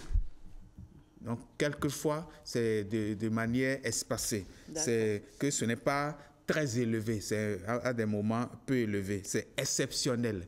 Donc, quelquefois, exceptionnellement. Saisonnier. Oui, je dis oui, saisonnier. On peut dire ça comme ça? Oui, on peut dire que c'est saisonnier. Et toutefois? Toutefois, c'est ce qui s'oppose à la foi. C'est-à-dire que vous êtes en train de parler et vous voulez montrer une nuance par rapport à ce que vous étiez en train de dire. Vous dites toutefois. Ça peut se remplacer par cependant ou par et pourtant ou par mais, M-A-I-S, tout simplement. Donc, toutefois, je dirais que toutefois n'est pas utilisé toutes les fois, mais toutefois vient lorsque l'on veut montrer une nuance par rapport à ce qui est dit. Ça veut dire néanmoins. Néanmoins, oui. Pourtant. Voilà, néanmoins, pourtant, cependant, mais, voilà, ce qui remplace toutefois. Très bien. Quelques expressions à découvrir également. 4 expressions qui parlent toujours de foi. Patrick Diossou. Oui. Décidément, ce matin... Oui, c'est parce qu'on a la foi que... C'est une rubrique faite avec beaucoup de foi. Oui, avec beaucoup de foi. Et la foi, c'est ça qui nous dirige. Exactement. Sans foi, l'homme n'est rien. Alors, et sans nous avons le foi, la à première l'intérieur aussi, on a acte de foi. Oui, la première expression, l'acte de foi. L'acte de foi, c'est une pensée, c'est une parole, c'est tout ce qui est action exprimant l'adhésion, d'accord? L'adhésion à une religion, à une pensée, à une doctrine. Donc, c'est ça l'acte de foi. D'accord. Donc, adhésion à une religion, adhésion à une pensée, adhésion à une doctrine. Et c'est cette pensée, la pensée qui fait adhésion à la doctrine, à la religion, qui est appelée acte de foi. Donc, faire acte de foi, c'est montrer que nous avons foi en quelque chose. Chez les chrétiens, on dira que l'acte de foi, le grand acte de foi, c'est réciter le « je crois en Dieu », le Père Tout-Puissant, etc., tout le reste qui suit. Alors, la deuxième expression, ajouter foi à quelque chose. Oui, ajouter foi à quelque chose, c'est tenir pour assurer, tenir pour vrai, tenir pour assurer un renseignement, tenir pour vrai une information. J'ajoute foi à ce qui a été dit à la revue de presse tout à l'heure parce que je considère que ceux qui ont écrit, pas la revue de presse, la revue de titres, ceux qui ont écrit et ont placé les titres sont des gens qui sont des personnes sérieuses. Donc, j'ajoute foi à ce qui a été dit. Donc, je prête, je considère que c'est assuré. Je considère que c'est une information, ce sont des informations vraies. J'atteste. J'atteste, voilà. D'accord. Oui. J'atteste que ce qui est dit. Ce qui est dit. Exact. Oui. Alors, la troisième expression, avoir foi en quelqu'un. Oui, avoir foi. On ajoute foi. Ça, c'est avoir confiance. Hein. Oui. On ajoute foi à quelque chose. On a foi en quelqu'un. Oui. C'est avoir confiance, ça c'est vrai. Oui. C'est avoir confiance en la personne, c'est se dire que cette personne ne peut pas vous mentir. Ouais. Il y a certaines personnes, quand on est habitué à elles et on voit leur manière d'agir, de parler, d'évoluer, on se dit, celui-là, j'ai foi en lui. Voilà. Parce que tout ce qu'il dit, j'ai confiance qu'il m'inspire confiance. Il ne peut pas mentir. Ou s'il ment, c'est peut-être, on parlera d'économie de vérité. Donc, il n'a pas menti. Alors, violer la foi conjugale, la dernière expression. Oui, violer la foi conjugale. La foi, c'est ce en quoi on croit. Et la foi conjugale, c'est le serment fait entre deux personnes qui sont liées par le lien conjugal. Liées par le lien conjugal, ça peut être le mariage déjà directement, ou les fiançailles, ou le concubinage, oui, des personnes qui vivent ensemble. Violer cette foi conjugale, ça signifie tout simplement être infidèle. Oui. Donc, violer la foi conjugale, c'est être infidèle, c'est brûler d'infidélité, c'est brûler, être dans l'adultère. Même si c'était... Donc on dira, plutôt que de dire mon mari étant infidèle, on peut utiliser cette expression et dire mon mari viole, il a violé la foi conjugale. Mon mari a violé la foi conjugale. Simplement. Oui, simplement. Allez, c'est une expression de plus, hein, chers amis téléspectateurs. Hein. Oui. Donc, certains diront que être adultère, c'est pour les adultes. Je dis non, ça n'a rien à voir. Sacré Patrick Yossou. Et on termine avec la pensée du jour. Également 4 homophones dans une cantine. Allez, je veux bien comprendre cette étape de la rubrique du français ce matin. Je suis tout oui. Oui. Mon cher Alors, Pat. les comptines, ce sont de petites chansons qui permettent de retenir certaines expressions. Oui. Et des chansons qui, en français, les comptines en français permettent de retenir des expressions. En fond aussi, il en existe, je ne vais pas les évoquer. Et dans d'autres langues aussi, il en existe pour permettre de retrouver, de retenir des expressions. Et ces comptines sont parfois utilisées comme berceuses, c'est-à-dire qu'on les utilise pour endormir l'enfant. On chante la comptine le soir pour que l'enfant puisse retrouver son sommeil. D'accord. Oui. Donc, les comptines, les berceuses, tout Bovi, ça c'est au sud Bénin, tout le monde connaît tout Bovi. Et il y en a une que vous nous avez bien concoctée ce matin, qui parle toujours de foi, et qu'on va entendre là tout de suite avec la complicité de la réalisation, ça dit, écoutez, hein, Patrick nous a déniché cette comptine pour nous permettre de retenir les 4 fois. Oui. Une marchande de foi qui vendait du foie dans la ville de Foix. Elle se dit, ma foi, c'est la dernière fois que je vends du foie dans la ville de Foix. Elle se dit, ma foi, c'est la dernière fois que je vends du foie dans la ville de Foix. Alors, voilà, il était une fois une marchande de foie. Il était une fois, F-O-I-S, une marchande de foie, F-O-I-E, qui vendait du foie, F-O-I-E, dans la ville de Foix, F-O-I-X. Bon, le reste, je ne continue plus. Elle se dit, ma foi. Elle se dit, ma foi, c'est la dernière fois que je vends du foie dans la ville de Foix. Voilà, merci Patrick Yossou pour cette belle chronique de l'heure du français, et merci pour cette cantine aussi. Hein. Oui, on est ensemble. Ce sera tout, n'est-ce pas? Oui, ce sera tout. Merci Patrick. Ma foi, ce sera tout. Ah, ma foi, je te dis merci. À jeudi prochain. Et on poursuit. Tu sais qui te remplace maintenant, non? C'est notre Miss numérique. Oh. Oui, avec elle, on sait tout sur le numérique. Oui. Et on l'a dit, on ne cesse jamais de le dire. Hein, les illettrés du 21e siècle sont ceux qui ignorent tout du numérique. Et je suis certaine que vous n'en faites pas partie. Hein. Je ne suis pas illettré. Vous avez longtemps résisté, mais actuellement, vous êtes à fond. Hein. À fond la caisse. Tout ce qui est tech. Oui, enfin, j'étais déjà lettré, et puis à un moment, j'ai dit le WhatsApp, jamais. Oui. Mais bon, jamais, il y avait... WhatsApp, Internet et tout, jamais, mais aujourd'hui, vous y êtes à fond. À fond la caisse. Allez, merci Patrick. Et puis, elle est FOI, hein, foi. Ah oui. Foi, elle est formidable, elle est originale et puis elle est impeccable. Voilà. Voici pour vous Rebecca Kendiaonde dans la rubrique numérique du jour.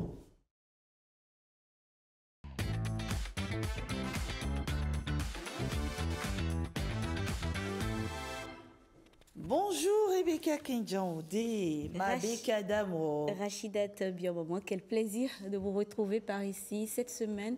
J'étais absente la semaine dernière. Oui, c'est vrai, ça va mieux là?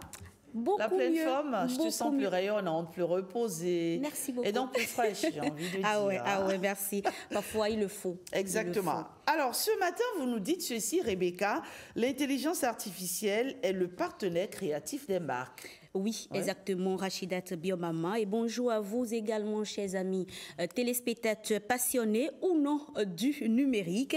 Et si, Rachidat Biomama, je vous disais que certaines des publicités les plus créatives que vous avez vues récemment, beaucoup sont générées par l'intelligence artificielle, tout simplement. Aujourd'hui, l'IA ne se limite plus à analyser des données ou à automatiser des tâches. Elle devient un véritable partenaire créatif pour les marques, capables de proposer des idées, d'imaginer des visuels, d'écrire des slogans, voire même de réaliser des campagnes entières. Ce n'est plus de la science-fiction, c'est une réalité que de plus en plus d'agences et d'annonceurs explorent aujourd'hui pour repousser les limites de la création. Et Ghislain Cordio, notre web marketeur, nous en donne plus de détails dans cette vidéo. Regardez.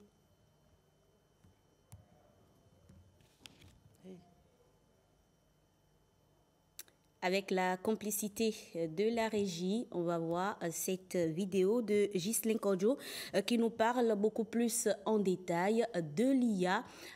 Rachidat, on n'a pas cette vidéo? Manifestement, elle n'est pas encore disponible. On va poursuivre la chronique. Voilà, on me signale que tout est OK. Allez, on regarde. Dans les débats, dans les conversations de rue, dans les applications qu'on utilise parfois sans même le savoir. Pour certains, elle représente une menace et pour d'autres, une promesse. Mais au-delà du bruit, il y a une réalité bien concrète. L'IA transforme en profondeur notre manière de créer du contenu. Ici, à Cotonou, de plus en plus d'entreprises s'en rendent compte. Pas besoin d'aller dans la Silicon Valley. Ce qui change, c'est l'accès. Là où il fallait hier un budget conséquent pour créer une affiche, une vidéo ou une campagne de communication, il suffit aujourd'hui d'un smartphone et d'un peu de curiosité. Prenons le cas d'Afi. Elle vend des pailles au marché d'Antopa. Elle n'a jamais eu les moyens de faire appel à un photographe professionnel. Elle faisait tout elle-même avec les moyens du bord. Mais désormais, avec une application d'intelligence artificielle, elle peut transformer une simple photo prise sur son étalage en un visuel stylisé. Mannequin virtuel, arrière-plan soigné, lumière naturelle simulée. Le résultat est digne d'un catalogue. Et tout ça en quelques minutes gratuitement ou pour quelques centaines de francs. Malik, lui, est pâtissier à Apapa. Il voulait présenter sa nouvelle tarte au citron sur les réseaux. Il a pris une courte vidéo avec son smartphone, puis l'a passée dans un outil d'IA en quelques clics. Montage dynamique, musique entraînante, titres animés, sous-titres automatiques. Il n'a pas eu besoin de toucher à un logiciel complexe. Il a simplement guidé l'outil IA. Et le résultat a fait plus de vues que toutes ses précédentes publications réunies. Grace est vendeuse de chaussures artisanales à Ganri et elle utilise l'IA pour concevoir elle-même ses visuels promotionnels. Elle décrit ce qu'elle veut. Un fond sobre, un style élégant, une accroche percutante et l'outil génère plusieurs propositions. Elle sélectionne ce qui lui plaît, ajuste et publie. C'est rapide, propre et professionnel. Ce que montrent ces exemples, ce n'est pas que l'IA fait tout à notre place, c'est qu'elle redistribue les cartes. Elle donne à chacun, même avec peu de moyens, la capacité de produire du contenu de qualité. Elle ne remplace pas la créativité, elle l'assiste et l'accélère. Mais cette évolution soulève aussi des questions. Si une affiche peut être générée en quelques secondes, que devient le métier du graphiste? Si une vidéo peut se monter automatiquement, quel avenir pour le vidéaste? Si une campagne peut se concevoir sans agence, comment évoluera la chaîne de valeur de la communication visuelle? L'intelligence artificielle va-t-elle supprimer certains métiers ou les transformer en profondeur? La réponse à cette question dans un prochain numéro. Mais d'ici là, prenez soin de vous. Ghislain Cordio, web marketeur et CEO de la start-up Digitalement Parlant. Merci pour ces précisions. Des questions assez pertinentes que Ghislain a posées à la fin de sa vidéo. Comme on vient de le voir, Rachidat, l'IA n'est pas là pour remplacer les créateurs, mais pour les augmenter. Elle est un outil, une source d'inspiration, on va dire, un copilote tout simplement. Les marques qui savent l'utiliser intelligemment peuvent aller plus vite, plus loin moins et parfois plus juste. Mais attention, la magie de la création reste l'humain. L'IA, aussi puissante soit-elle, a besoin d'une vision, d'un brief clair et surtout d'un regard très critique. Parce qu'aujourd'hui, même si vous utilisez ChatGPT pour avoir une information, pour avoir beaucoup plus de détails, tant que vous ne l'orientez pas concrètement, ChatGPT ne va pas vous orienter non plus vers du concret. Un exemple, quand vous dites qu'est-ce qu'on appelle l'IA, c'est vague. L'intelligence artificielle va tout simplement vous donner plus d'informations, des informations que vous n'allez pas au finish assimiler. Mais quand vous l'orientez, vous dites qu'est-ce que la création d'une marque et vous précisez la marque, l'IA va vous aider à avoir beaucoup plus de détails, tout simplement, Rachida. Alors, Rebecca Kengaoundé, est-ce que tu peux nous aider, tu peux nous proposer quelques plateformes qui aident, on va dire, dans la conception de publicité de marque? Bien sûr, Rachidat Biomama, au-delà de ce que Ghislain Cordio nous propose pour la création de visuels et de contenus créatifs, je pense tout de suite à Canva. Canva qui vous propose des outils d'IA pour générer des visuels, modifier des images, créer des présentations ou des posts publicitaires en quelques clics simplement. Je pense aussi à Adobe Firefly ou encore DALL-E qui est généré par OpenAI qui génère des visuels à partir des descriptions utilisées pour créer des images originales pour des marques publicitaires ou des mood boards. Et pour la rédaction des tests publicitaires, on pourrait citer par exemple ChatGPT, je le disais tout à l'heure. On pourrait également citer CopyAI qui est spécialisé dans la rédaction du marketing. On va parler de titres d'annonces, posts sociaux, emails commerciaux, etc. Ou Jasper qui conçoit par exemple pour les marketeurs des générations de contenu publicitaire, des storytelling ou également, Rachidat, on va dire tout simplement que la liste n'est pas exhaustive. Quand on parle de ces plateformes, il en existe plusieurs. Tout simplement, vous pouvez cliquer dans Google pour avoir encore beaucoup plus de détails sur ces plateformes d'IA qui aident les marques à rehausser leur image. Sacrée IA, j'ai envie de dire, qu'est-ce qu'elle nous facilite finalement la vie. Mais ce n'est pas sans danger aussi. Ce n'est pas sans danger, mais il ne faut pas en avoir peur. Il ne faut pas en avoir peur. Il faut comprendre que c'est nous qui guidons l'IA. L'IA ne peut pas exister, l'IA ne peut pas fonctionner sans l'humain. C'est l'humain qui téléguide l'IA tout simplement. Et si vous voulez, vous pouvez apprendre de l'IA. Il ne faut pas en avoir peur parce que c'est votre compagnon de tous les jours, tout simplement. C'est comme le téléphone portable. Bah oui, c'est comme aussi le droit. Il y en a qui en ont exagérément peur parce que le droit, on dit, c'est touffu, il y a tellement de subtilités, mais je fais une belle transition avec mon prochain invité. Oui, j'avais déjà compris. J'avais déjà compris. En fait, eux, ils ont à cœur, n'est-ce pas, d'aider les enfants déjà à partir d'un certain âge, d'aider les enfants à comprendre quelques notions de droit et même déjà, ils permettent à ces enfants de plaider, d'accord, dans leur robe d'avocat et tout. On va parler donc, Rebecca Kengaoundé, de procès fictifs. Vous en avez déjà entendu parler, j'imagine? J'ai même quelques clichés déjà. Quelques clichés, super. Allez, c'est donc pour vous qui n'en savez pas grand-chose, on en parle avec mes deux prochains invités.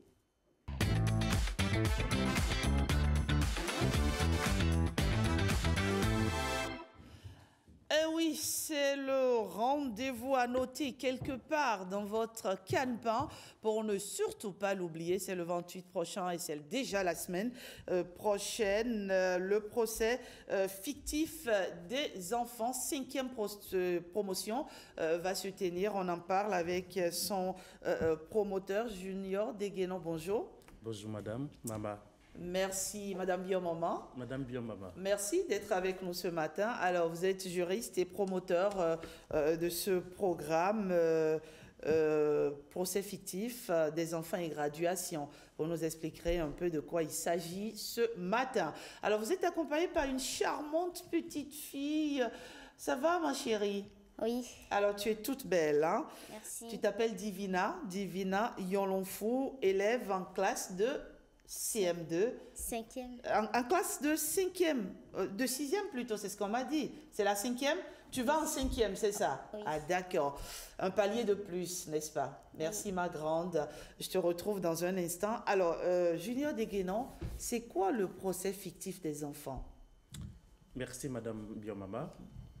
Le programme d'initiation des enfants au système de justice est un programme que nous avons mis en place pour pouvoir amener les enfants à s'éduquer juridiquement. Et ce sont des enfants de 7 à 17 ans.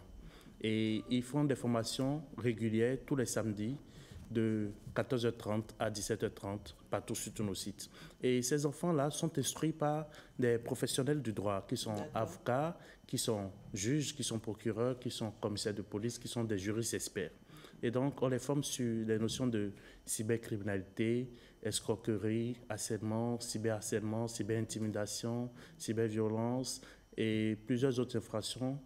Et quand ces enfants-là, ils découvrent cela dans des modules, ils font maintenant l'apprentissage par la pratique.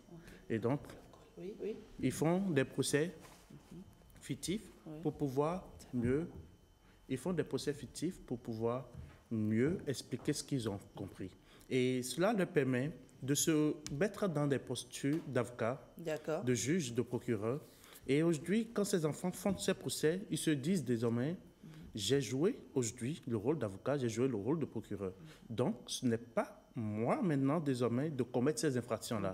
Ce n'est pas à moi aussi d'être victime et autres. Donc, ils enseignent aux autres par la manière. Et donc, après avoir suivi leur formation depuis janvier 2025, ces enfants aujourd'hui maintenant se retrouvent à la fin. Et donc, ils vont devoir montrer au public ce qu'ils ont appris. Ce qu'ils savent faire. Ce qu'ils savent faire, comment ils peuvent mieux le faire. Et ils vont enseigner davantage au public ce que le public ignore beaucoup plus également. Donc, ils vont faire le procès fictif le samedi 28 juin au Palais des Congrès de Cotonou. Quels sont les objectifs d'une telle initiative, Junior Deguénon?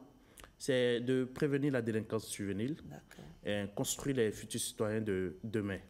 Et surtout, pour désengorger les prisons. D'accord. Alors, Divina, tu es, toi, initiée, n'est-ce pas, dans ce programme d'initiation des enfants au système de justice. Comment ça se passe? Raconte-moi un peu, Divina. Là-bas, chaque samedi, on prend un rendez-vous à 14h30 et on suit des cours suivis avec M. Junior Deguénon, des juristes, des policiers et des professeurs de droit qui nous expliquent les dangers qui guettent la jeunesse d'aujourd'hui et aussi nous aident à ne pas tomber dans des vices ou à ne pas subir. D'accord, très bien. Et nous explique aussi le système de justice, comment ça se passe et nous initie à ce qu'on veut faire demain. Même si on ne veut pas être juge, avocat, il nous aide au moins il nous éduque. D'accord, très bien. Et ça a démarré depuis janvier. Qu'est-ce que tu as appris de façon concrète, dis-moi, Divina? De façon concrète, j'ai appris là-bas l'intimidation, la cyberintimidation, le phénomène des gangs et la pression des pairs, la cybercriminalité, On t'a appris pas mal de choses, en tout cas. Et ça a changé ta perception des choses, Divina? Ça a changé plusieurs choses chez moi, parce qu'avant, je pensais œil pour œil, dent pour dent. Tu me tapes, je te tape. D'accord. Et maintenant, ça m'a permis de voir les choses du bon côté et réussir à gérer les conflits de manière plus pacifique. Et là, maintenant, tu as envie de devenir avocate, juge ou non? Moi, j'ai envie de devenir juge. Parce que ce métier, ça me tient beaucoup à cœur pour pouvoir faire régner la justice dans mon pays. Mais là, franchement, je suis bluffée, hein, Junior Deguénon. Paris réussi. on va dire. Merci Objectif beaucoup. atteint. Merci Elle beaucoup. s'exprime avec aisance, avec pertinence aussi, on va dire. Vraiment bravo. Et donc, c'est déjà la semaine prochaine, le samedi 28 juin 2025. Comment ça va se passer? Alors, ça va commencer à 14h00. Oui. Donc, la mise en place est terminée pour 13h45. Donc, à 14h00, il y a des enfants qui sont déjà dans la salle et ils vont réaliser 2 procès fictifs. Il y a ceux-là du site de Cotonou-Calavi qui vont jouer le rôle et qui vont jouer le premier procès fictif qui est intitulé Le drame du campus. Le drame du campus pour montrer qu'aujourd'hui, quand on envoie les enfants à l'université, ce qui se passe, il y a des aînés là qui disent je suis un patron et tout. Il y a l'escroquerie en ligne, la cybercriminalité, la délinquance qu'on observe à l'université et tout. Donc, les enfants vont pouvoir jouer cela. D'accord. Ils vont plaider. Oui, ils vont jouer tout un procès comme s'ils étaient à la criette. Très bien. Donc, ils vont juger là et tout le monde connaîtra le verdict là également. De l'autre côté, les enfants du site de Porto-Novo vont jouer après ceux-ci. Ils vont jouer un procès sur la vie rêvée d'Aline. Aline qui sortait avec un jeune qui est dans le e-commerce et qui prend l'argent des gens. Et plus tard, ce n'est que des vidéos YouTube simplement qu'ils partagent, mais à la réalité, les gens sont escroqués derrière. Donc, les enfants vont montrer cela et juger également ce phénomène qui est de plus en plus croissant dans notre société et dont beaucoup de jeunes s'y livrent beaucoup plus. Très bien. Divina, tu es prête pour le 28 juin? Oui. Tu as envie de nous donner déjà un avant-goût de ce qui va se passer le 28 juin? Oui. Vas-y. Ok, le 28 juin, nous, sur le site de Cotonou, on va faire un procès, comme l'a dit M. Junior, intitulé Le drame du campus. Ce sont des jeunes qui ont fait diverses choses, qui ont commis des actes. Vous allez les juger? Oui, on va les juger. Sévèrement, n'est-ce pas? Oui. Non? Et toi, tu seras dans quelle peau? Moi, je serai dans la peau du procureur. Waouh! Divina Yolofou, la procureure toute puissante. Hein? J'imagine déjà le tableau. Hein? Et en tant que procureur, qu'est-ce que tu vas faire? Juste un petit brin, dis-nous. En tant que procureur, je vais demander au juge de mettre en prison ceux qui ont fait des actes très graves. D'accord. Et ce sera sans état d'âme? Oui. Parce que la justice doit toujours triompher, n'est-ce pas, Divina? Oui. Merci beaucoup, ma grande. C'est vraiment un excellent programme. Comment on y adhère rapidement? Pour adhérer à ce programme, il faut juste aller sur www.juniordeguenon.com et on va trouver il y a les rubriques inscrire un enfant au programme. Et également, c'est des enfants de 7 à 17 ans. Nous avons plusieurs sites, Cotonou, Porto-Novo, Calavi et Ouida. Ah, il y a Calavi dedans aussi. Oui, Calavi, Ouida. Pour le site de Ouida, nous avons rendu ça même gratuitement pour tous ceux qui sont dans la localité, pour pouvoir amener les enfants vraiment à y participer. Merci beaucoup. Junior Deguenon, laissez un numéro de téléphone pour, je ne sais pas, les parents qui sont intéressés. Nous sommes en période de vacances, oui. Plus 229 96 23 89 56. 96 23 89 56. 89 56. Merci Junior Deguenon. Divina, je vais te laisser clôturer cet échange. Qu'est-ce que tu as envie de dire aux jeunes, aux enfants qui te regardent? J'aimerais dire à tous les enfants qui me regardent que de participer à ce programme. Parce que ce que fait M. Junior, c'est une très bonne chose et que ce programme les aidera quand ils vont grandir. Waouh, n'est-ce pas beau? Merci Divina, merci Junior Deguenon, merci d'être passé. On t'invitera prochainement sur ce plateau, d'accord? Parce que là, franchement, elle m'a bluffé. Elle est calme, elle est posée, elle est sereine et puis elle a un truc en fait. Il y a un charisme déjà qui naît et Madame la procureure, mes respects. Surtout ne m'envoyez pas en prison. Allez, on va maintenant retrouver nos jeunes. Avec eux, on va parler du Parlement des jeunes ce matin. La nouvelle mandature va bientôt s'installer. On va rapidement à la pause et on installe le débat qui s'intéresse ce matin à la question du Parlement des jeunes.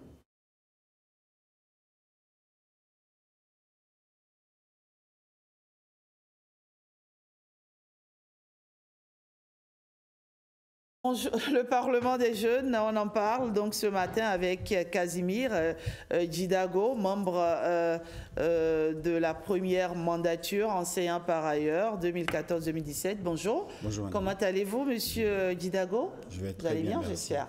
Alors, avec vous, nous avons Amour Doria Fabohou. Bonjour. Bonjour.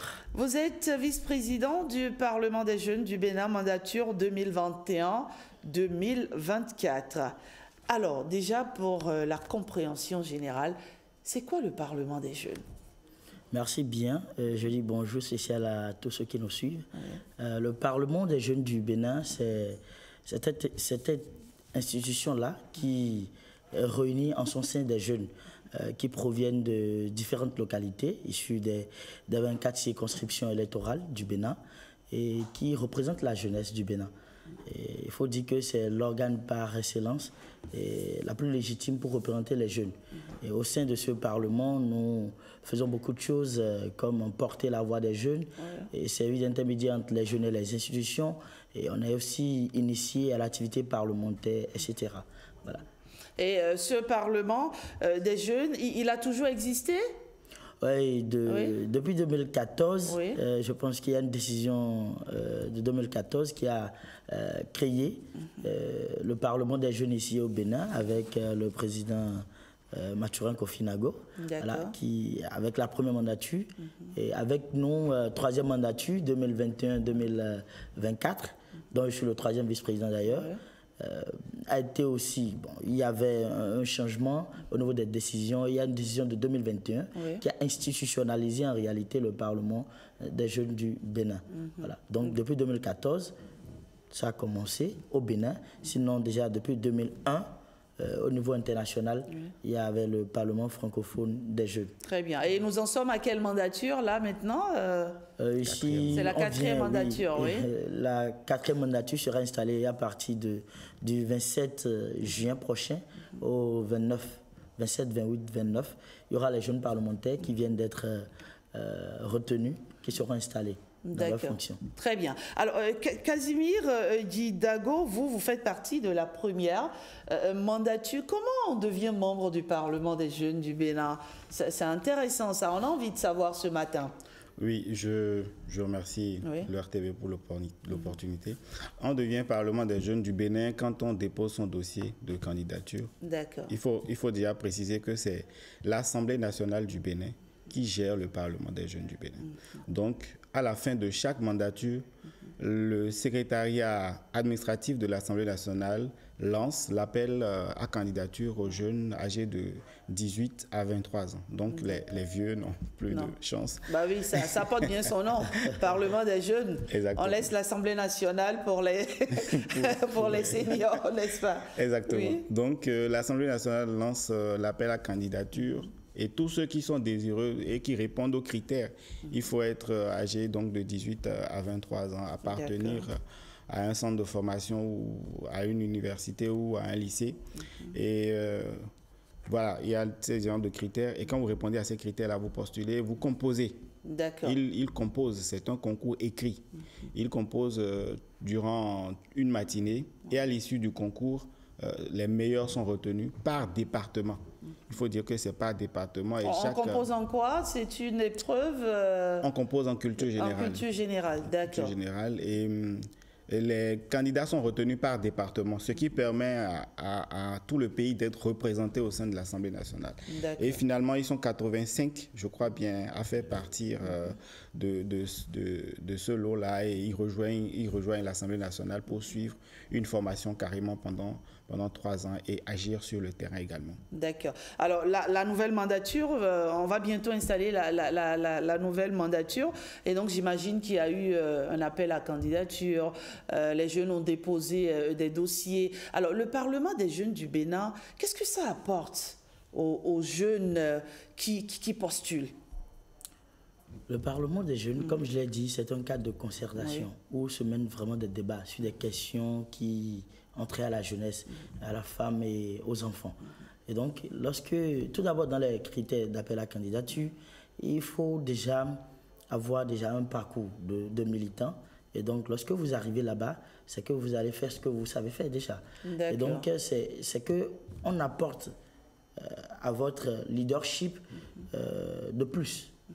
C'est dire que vous êtes non seulement rodé dans les rudiments des activités parlementaires, c'est-à-dire comment ça se passe vraiment, le fonctionnement des institutions, mais vous mettez aussi votre leadership au service de la jeunesse.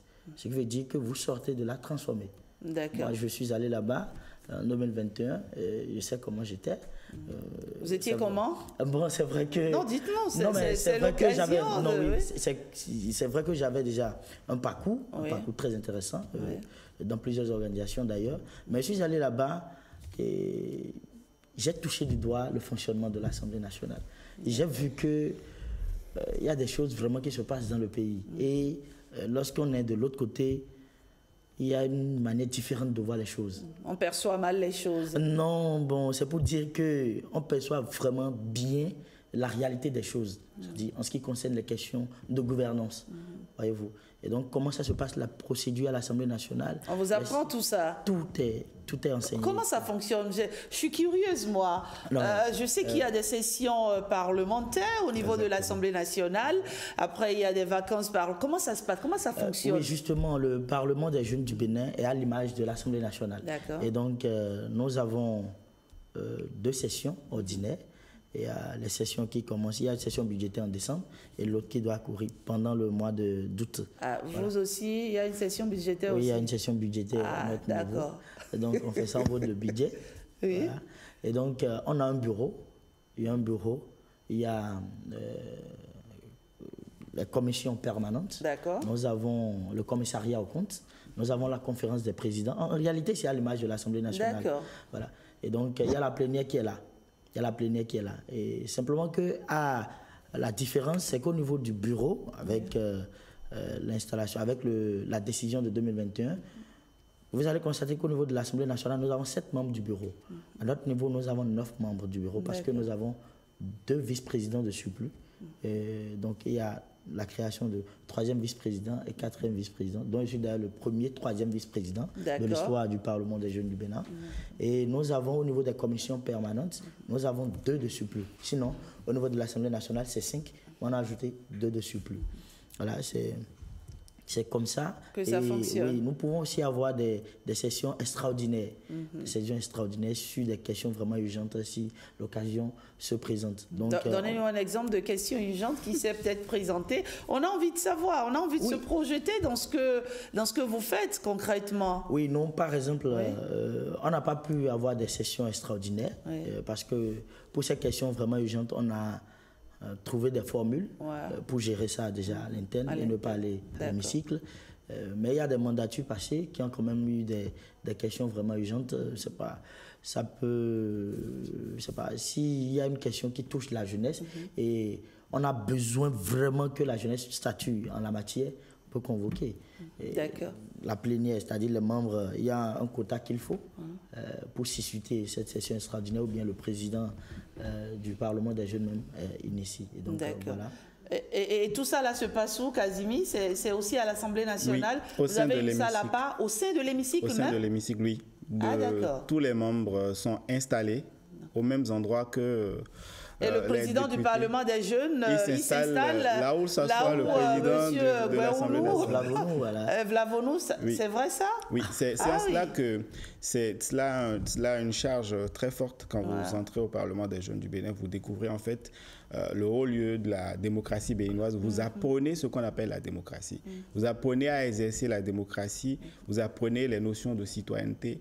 Vous apprenez donc à vous impliquer dans les questions de développement du pays. Vous, donc, vous êtes invité à vous engager pour servir votre pays. Vous apprenez aussi surtout à vivre l'expérience des députés parce que vous voyez, quand on est derrière l'écran, on juge beaucoup les députés, on dit qu'ils parlent mal, ils ne savent pas s'opiner sur les questions. Pourtant, avant d'aller à l'Assemblée nationale, un député lit beaucoup. Vous devez lire beaucoup de textes, vous devez faire beaucoup d'enquêtes. Et donc, on apprend tout ça aux jeunes. On apprend aux jeunes comment devenir en fait un acteur politique pour son pays et comment faire en sorte que la démocratie soit cet instrument-là qui conduit une nation. D'accord. Et donc, c'est toute une série de formations que vous suivez, mais au sein de l'Assemblée nationale.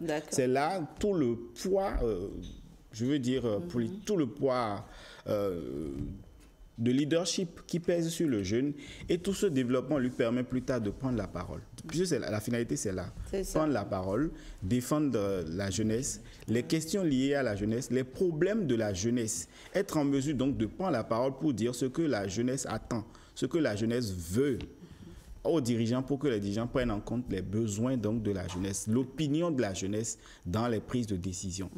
Et il parle tout à l'heure des sessions extraordinaires. C'est quand il y a, par exemple, des situations critiques dans le pays pour lesquelles on a besoin de l'avis des jeunes. Les jeunes sont réunis par l'Assemblée nationale. On vous consulte. Voilà. Et ensemble, ils prennent une décision qu'ils transmettent à l'Assemblée nationale. Et l'Assemblée nationale étudie la faisabilité ou dans les mesures dans lesquelles on peut appliquer cette volonté-là que les jeunes... On estime que vous êtes représentatif des jeunes. Voilà. Nous sommes donc, en quelque sorte les porte-parole de la jeunesse au sein de l'Assemblée nationale. Très bien. Et vous portez aussi l'écharpe? Oui, naturellement. Vous avez votre écharpe, bon, moi, toujours rangé, ça fait déjà un moment que j'ai été, ça fait bientôt 10 ans, donc oui, déjà plus de 10 ans, ça fait 11 ans déjà que j'ai siégé à l'Assemblée nationale. Et nous sommes aussi représentés au sein des autres institutions. Moi, par exemple, j'ai représenté le Parlement des jeunes au sein du Fonds des Nations Unies pour la population pendant 3 ans, où j'ai mené des activités liées à la santé sexuelle et reproductive. Ça m'a permis d'apprendre beaucoup de choses. Ça m'a permis de m'impliquer, par exemple, dans un grand projet, dans le projet d'insertion de l'enseignement à l'éducation sexuelle dans le curriculum des programmes scolaires. Puisque je suis enseignant, ça m'a permis de rencontrer beaucoup d'inspecteurs, de voir comment on rédige un programme scolaire et tout ça, surtout dans le secteur éducatif. Moi, je me suis beaucoup plus impliqué. D'autres jeunes parlementaires se sont impliqués dans l'environnement. On a un jeune parlementaire... Selon les centres d'intérêt, en fait. Exact. Il y a des commissions. Des commissions, oui. Sur les thématiques liées au développement.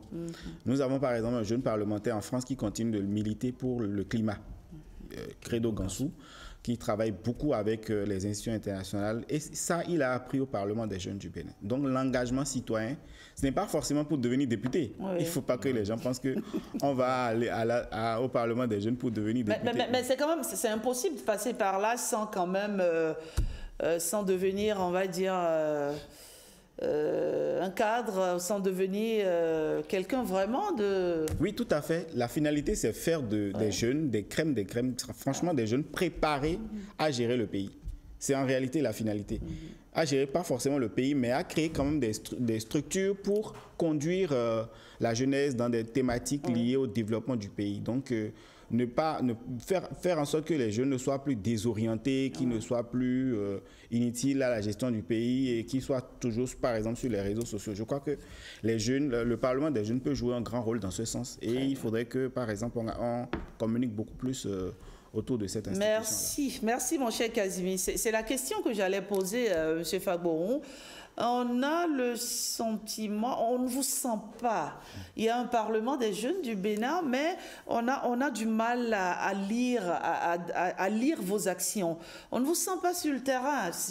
Moi, j'ai le sentiment, personnellement, qu'il y a un défaut de communication. C'est vrai qu'on peut tomber au pif comme ça sur les postes de Parlement des jeunes du Bénin, mais qu'est-ce que vous faites de façon concrète? Vous interpellez par exemple 5 jeunes dans la rue aujourd'hui à Cotonou, vous leur demandez s'ils savent qu'il y a un Parlement des jeunes, ils vous diront non, on a fait l'expérience.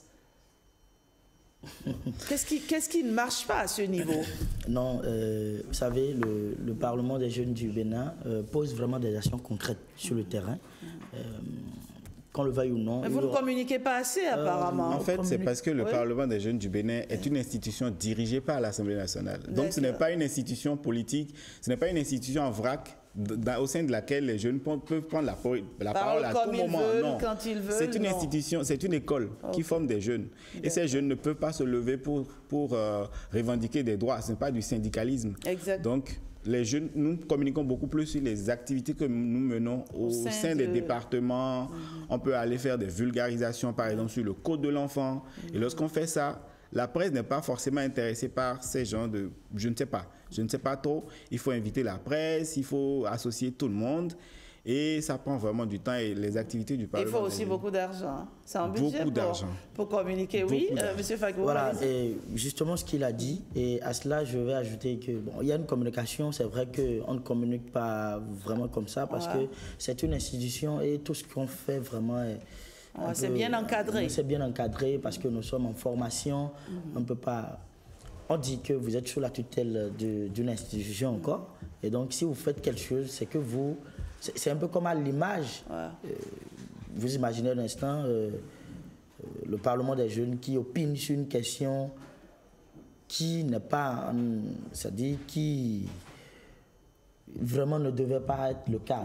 Voyez, on voit déjà à l'Assemblée nationale et on commence par poser des questions. Donc pour limiter ces choses-là, on communique. Pour rester strictement dans le cadre de nos statuts. De vos statuts, d'accord. Mais néanmoins, on a une page qui est Parlement des jeunes du Bénin officiel, où si vous allez sur ça, vous allez voir. On a mené beaucoup d'actions, de consultations, où on a été consulté même plusieurs jeunes dans tout le Bénin sur la question de stage. Sur la question de stage, et les jeunes ont donné des avis, on a élaboré des résolutions, tout ça. Et on a voté des résolutions qu'on a soumises à l'Assemblée nationale pour traitement, parce qu'il y avait déjà une loi qui a été envoyée à l'Assemblée nationale pour étude dans ce sens. Donc on a essayé de réveiller ça. On a envie de vous entendre davantage. Prenez la parole, il a dit, Casimir, ce qui est sûr, on vous invitera souvent par ici. Ça vous dit, n'est-ce pas?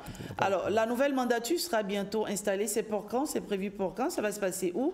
Oui, et c'est prévu pour les 27, 28 et 29 juin 2025, bien sûr, à l'hémicycle, au Palais des gouverneurs. D'accord. Déjà à 16h le 27, les jeunes parlementaires et admis sont attendus justement à la salle polyvalente Idikola Olé.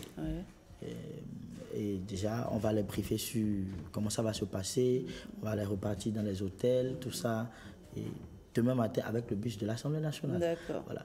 Donc demain matin, enfin le lendemain, le 28, donc on vient dans les hôtels, on les prend, on les ramène déjà. Et comment on vous appelle? Honorable Fagon? Oui, je suis honorable Fagon, je suis jeune parlementaire, donc honorable Fagon à Mondoria. D'accord. Voilà. Et moi je viens de Kétou, la 22e circonscription électorale, mais je travaille pour le Bénin au complet. Voilà. D'accord. Voilà, c'est vraiment intéressant tout ça. Et comme il a dit, Casimir, on apprend beaucoup de choses en tout cas en étant au sein de ce Parlement des jeunes. Si vous devez lancer un appel aux jeunes qui nous regardent, qu'est-ce que vous leur direz? C'est un mandat de combien? Un peu comme, de 3 ans. De 3 ans, d'accord. C'est un mandat de 3 ans, très bien. Donc je leur dirais que le Parlement des jeunes du Bénin est une institution sérieuse. Ce n'est pas une institution de WhatsApp ou de Facebook. On ne fait pas de direct Facebook pendant nos sessions. Et on apprend beaucoup de choses. Et on sort de là vraiment aguerri et prêt pour agir, pour changer un peu la société, améliorer ce qui ne va pas, sans faire du bruit. Justement, c'est ce qui fait que on ne nous voit pas beaucoup. Est-ce que ce n'est pas pour justifier le défaut de communication que vous dites ça? Non, pas vraiment. Moi, je pense que nous devons davantage réguler. Vous impactez, mais dans la discrétion. Voilà. Dans la discrétion, on va beaucoup plus dans la population. Nous intervenons en direct avec la population, avec la jeunesse. Et je pense que c'est dans ce format que la jeunesse devrait agir. Une jeunesse qui est en vrac ne construira pas une nation. Il faudrait qu'on soit davantage... voilà, il faudrait qu'on continue dans ce sens. On continue d'améliorer l'image de la jeunesse à travers, par exemple, des institutions.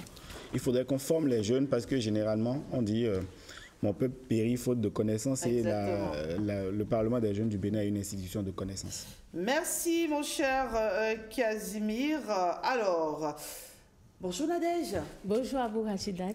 La question aux internautes, selon vous, le Parlement des jeunes peut-il favoriser l'engagement citoyen chez les jeunes? Que faut-il améliorer pour renforcer son impact?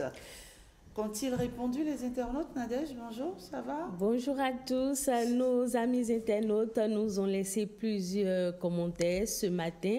Je vous propose quelques contributions intéressantes. Meda Klobechi estime que le Parlement des jeunes constitue une véritable école de l'engagement citoyen. Il offre un cadre d'expression et de participation où les jeunes peuvent débattre de plusieurs sujets et proposer des actions concrètes. Il souligne que cette initiative sensibilise efficacement à la responsabilité citoyenne, mais pour accroître son impact, il faudrait encourager la prise en compte des résolutions issues du Parlement dans les politiques publiques.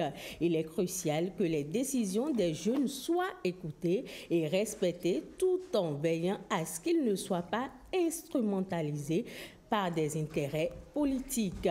Edouard Will Assaba partage une autre préoccupation. Le Parlement des jeunes reste largement méconnu dans de nombreuses localités du pays. Le jeune de Materi, de Poga ou de Tchoumi n'en a jamais souvent entendu parler. Il recommande donc de travailler d'abord à faire connaître cette instance à l'ensemble des jeunes avant d'espérer un véritable impact.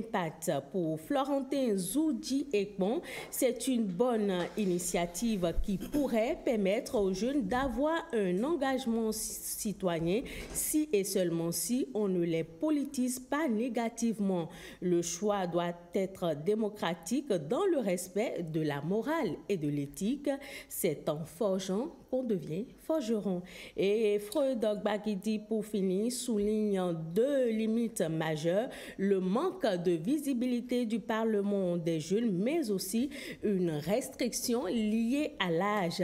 Nous parlons du Parlement des jeunes et non du Parlement des enfants. La tranche de 18 à 23 ans est un peu limitée à mon avis. Il serait judicieux d'élargir cette limite à 26 voire 30 ans. Merci Nadège Sani, de nouveaux éléments en tout cas dans ce débat. Merci. On se retrouve demain. Monsieur Fabo nous rejoint rapidement pour faire la conclusion. Vous avez entendu nos internautes. Ils ont notamment parlé de la restriction de l'âge. Ils ont également évoqué la question de la visibilité. Un mot là-dessus avant qu'on se quitte, oui? Je pense que l'Assemblée nationale prend les mesures qu'il faut pour que le Parlement des jeunes du Bénin soit davantage connu. Il y a par exemple une chaîne de télévision au sein de l'hémicycle et les sessions sont diffusées en direct sur cette chaîne-là. Donc, en fait, la population est habituée... Les sessions du Parlement des jeunes? Oui. D'accord.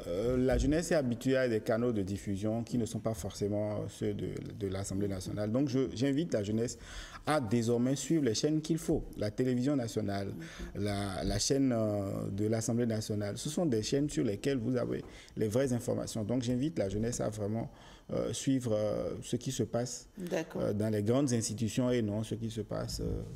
Sur TikTok. Sur TikTok. Voilà. Oui, monsieur Fabo. Je ne vais pas revenir sur ça, mais je vais prendre le volet de l'âge. En réalité, vous allez constater, bon, pour dire à Freud, que les enfants, c'est moins de 18 ans. Donc, à partir de 18 ans, c'est la jeunesse. Et j'avais demandé à mes pères et aussi à l'Assemblée nationale d'élargir jusqu'à 25 ans. Parce que déjà, à partir de 25 ans, il y a le député même, c'est-à-dire sur le plan national, qui peut déjà siéger. Donc pour moi, c'est d'élargir jusqu'à 25 ans, mais je n'ai pas été vraiment écouté, j'ai porté la voix. Mais... Et aussi, l'élargissement des sièges.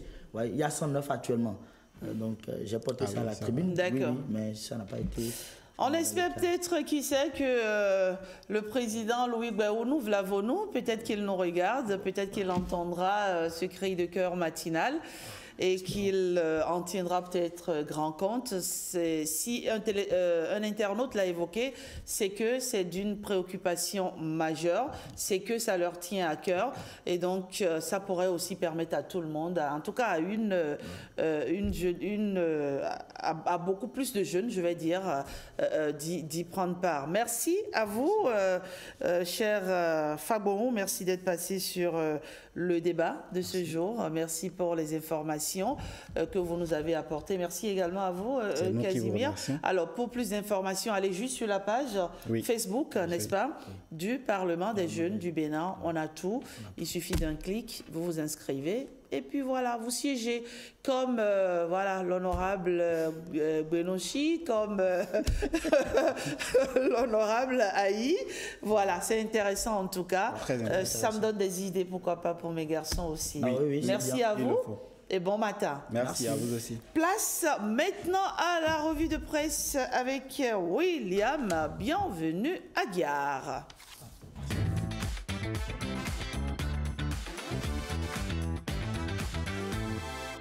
Dans la revue de presse de ce matin, on parle de la réforme structurelle du secteur de la décentralisation au Bénin. Et vous nous dites, William, qu'un nouveau mode de désignation est annoncé. Un nouveau mode de désignation des SE est annoncé. Oui, et plusieurs canards en parlent ce matin. Les 4 vérités nous apprend qu'il s'agit là de l'une des propositions formulées au séminaire sur la mise en œuvre de la réforme structurelle du secteur de la décentralisation.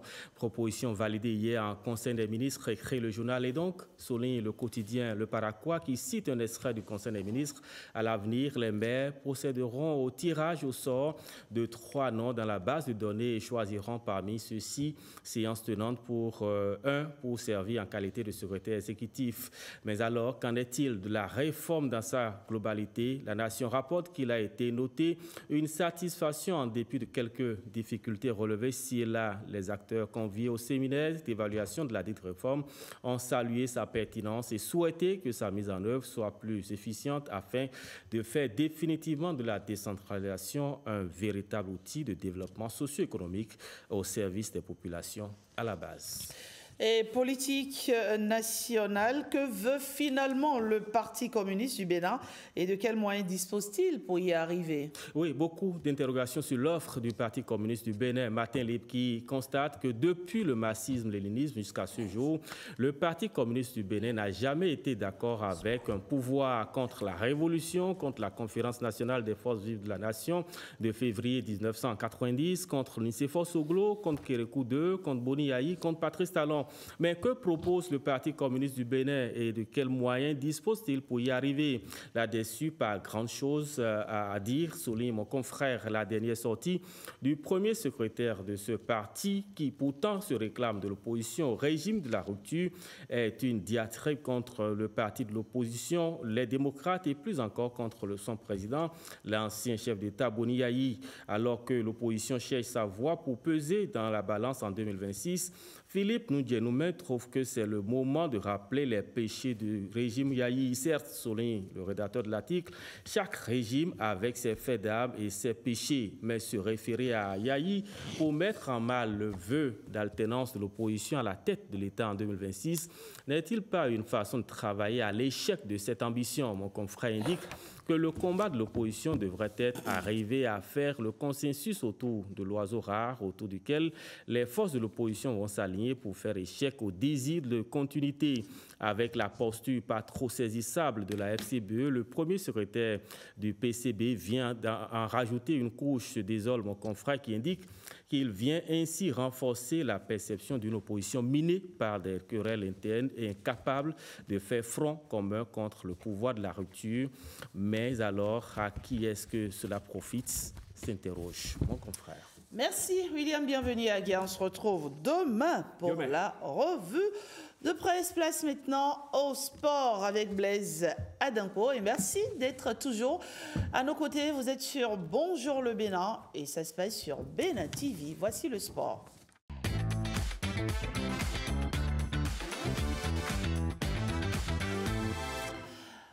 Blaise, bonjour. Bonjour Rachidat, Bio Maman, bonjour à toutes, bonjour à tous. Le sport sur Bonjour le Bénin, sur Bénin TV donc. Dadje FC est le champion du Bénin, c'est ce que vous nous dites ce matin. Ah oui, puisque cette rencontre entre cette finale du championnat donc de la Ligue Pro entre Dadje et Coton devrait se jouer le samedi dernier, bien évidemment, reportée à cause des intempéries. Hier donc, la rencontre a eu lieu et au final, c'est l'équipe de Dadje qui inscrit donc son nom dans les annales du football. Dadje qui s'est imposé face à l'équipe de Coton à la séance des tirs au but.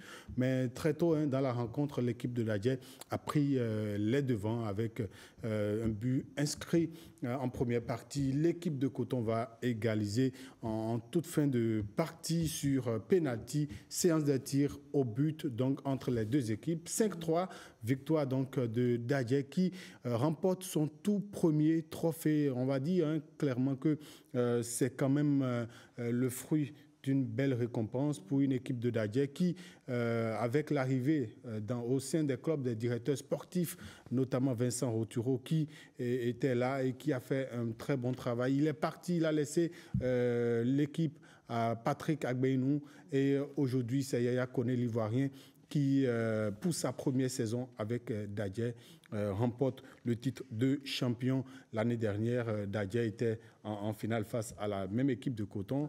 Elle a donc certainement appris. Elle a pris sa revanche, non ? Elle a pris sa revanche. Elle a appris également de ses erreurs du passé. Exactement. Qui lui ont notamment donc, permis de mieux préparer cette finale face à l'équipe de Coton.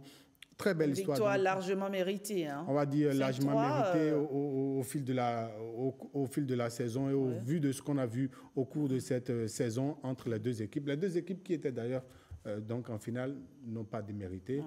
L'équipe de Coton n'a pas démérité. Malheureusement, il n'y a pas eu la passe de 4 pour l'équipe de Coton. Il faut toujours en premier.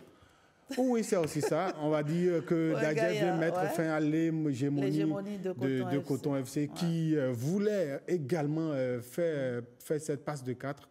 Malheureusement, sur le chemin, il y avait Yaya Kone. Plus fort. Il y avait Yaya Kone et ses poulains. Merci Blaise. On parle maintenant de foot féminin. Avec notamment l'académie Kabogo Sport, où on forme notamment les jeunes filles, les jeunes garçons, l'académie Kabongo Sport, qui notamment a joué donc la 2e division du football féminin dans la poule B. Et depuis quelques heures, les filles séjournent du côté de l'Allemagne, mais avant le départ du Bénin, elles ont été accueillies par les autorités de l'ambassade d'Allemagne à Cotonou. On suit le compte rendu que nous fait Bruno Soilé. À peine le championnat terminé, les joueuses de l'Académie Kabongo Sport sont en passe d'aborder un nouveau challenge international. Elles sont invitées à prendre part à un tournoi en Allemagne, grand pays de foot et de formation à la base. Ça sera une occasion pour eux aussi de faire des matchs et de rencontrer plusieurs autres équipes et de faire valoir le talent et le travail qui est en train d'être fait dans le centre Kabongo depuis 10 ans d'existence. Donc je crois que c'est un moment de consolider les relations, d'aller à un brassage culturel, un brassage entre la culture béninoise et la culture allemande. Et de là, nos enfants vont apprendre quand même de cette manière de vivre de la culture allemande et aussi en ces quelques temps qu'elles auront à effectuer en Allemagne, pouvoir transmettre aussi toutes les valeurs que nous avons, les valeurs culturelles. Avant de s'envoler pour Brême, dans le nord-ouest de l'Allemagne, toute l'équipe et l'encadrement technique étaient au cabinet de l'ambassade de l'Allemagne près le Bénin. Ici, la rencontre est conviviale et pleine de conseils prodigués à l'endroit des joueuses pour un séjour réussi en Allemagne. Je vous souhaite très bon succès à vous toutes. Ja, ramenez le coupe au Bénin. On veut voir après vos résultats, que vous avez bien joué. Et je vous encourage aussi de poser beaucoup de questions quand vous êtes là. De manger aussi quelque chose d'inconnu peut-être. Vraiment avoir un bon séjour, poser des questions à eux et à elles en Allemagne. Et merci beaucoup que vous êtes venus avant votre voyage. Pour découvrir un pays étranger, il faudrait que l'on ait une certaine attitude, surtout l'ouverture d'esprit. Lorsque vous avez l'ouverture d'esprit, vous acceptez la culture étrangère et vous apprenez de cette culture-là. Toutes les règles, tout ce qui doit être fait pour faire déplacer un mineur tout ça a été respecté. Tous les papiers qu'il faut. Ça fait que tout va glisser normalement et le voyage va se faire. Le séjour sera bon. Encore une fois, merci. Pour ces footballeuses, jamais leur jeune carrière n'avait enregistré une opportunité de rêve comme celle-ci. Lorsque moi j'ai appris qu'on voulait voyager pour l'Allemagne, j'étais très contente parce que c'est ma première fois de mettre pied dans une terre étrangère. Donc j'étais vraiment excitée pour ce voyage afin de découvrir ce qui se passe, les réalités qu'il y a en Allemagne et de pouvoir venir reporter ça aux autres qui ne sont pas allés. Mes coéquipiers et moi, nous sommes des braves guerriers et j'ai confiance en elles car nous donnerons le meilleur de nous-mêmes afin que nous puissions présenter de bons résultats à notre retour. Personnellement, je pense me surpasser à chaque match, donner le meilleur de moi-même, mouiller le maillot jusqu'à la fin, c'est la règle du jeu. Par rapport à ce voyage, je suis vraiment contente.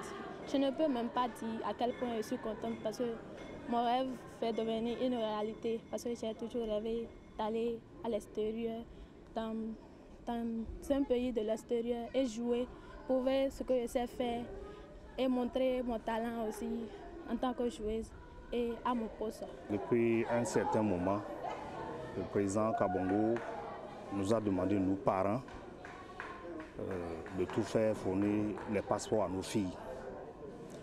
Et que les filles là vont voyager sur l'Allemagne. Franchement, on n'avait pas cru. On n'avait pas du tout cru. C'est une surprise pour nous qu'aujourd'hui, c'est devenu une réalité. Donc je suis vraiment venu voir si réellement les filles là doivent voyager. C'est ça qui m'a amené. Vraiment, je suis très ému, très ému. Je ne sais quoi faire. C'est comme un rêve pour moi et je vois que c'est une réalité. Franchement, je ne fais que remercier le président Kabongo pour tout ce qu'il fait pour la nation béninoise. Je suis sûr que Dieu va lui récompenser tout ce qu'il fait. Balade sur l'esplanade de l'Amazone, moment de détente, d'animation et de complicité, c'est le parfait épanouissement chez les pensionnaires de l'Académie Kabongo Sport. Mes coéquipiers et moi, nous sommes des braves guerriers et j'ai confiance en elles car nous donnerons le meilleur de nous-mêmes afin que nous puissions présenter de bons résultats à notre retour. Je pense que tout ce que les coachs nous ont appris sont suffisants pour pouvoir exécuter tout cela, arriver en Allemagne. Après les jeunes garçons de l'Académie Kabongo Sport en 2019, c'est au tour des jeunes filles de fouler le sol allemand pour livrer des matchs et défendre les couleurs du Bénin, une participation qui symbolise à elle seule l'évolution du foot féminin au Bénin.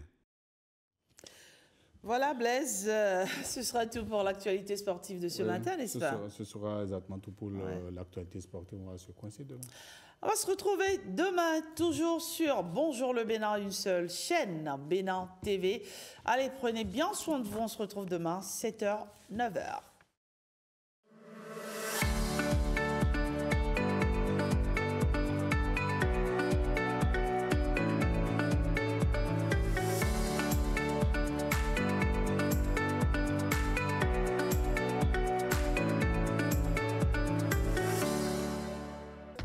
C'était votre programme présenté par la compagnie Corsair.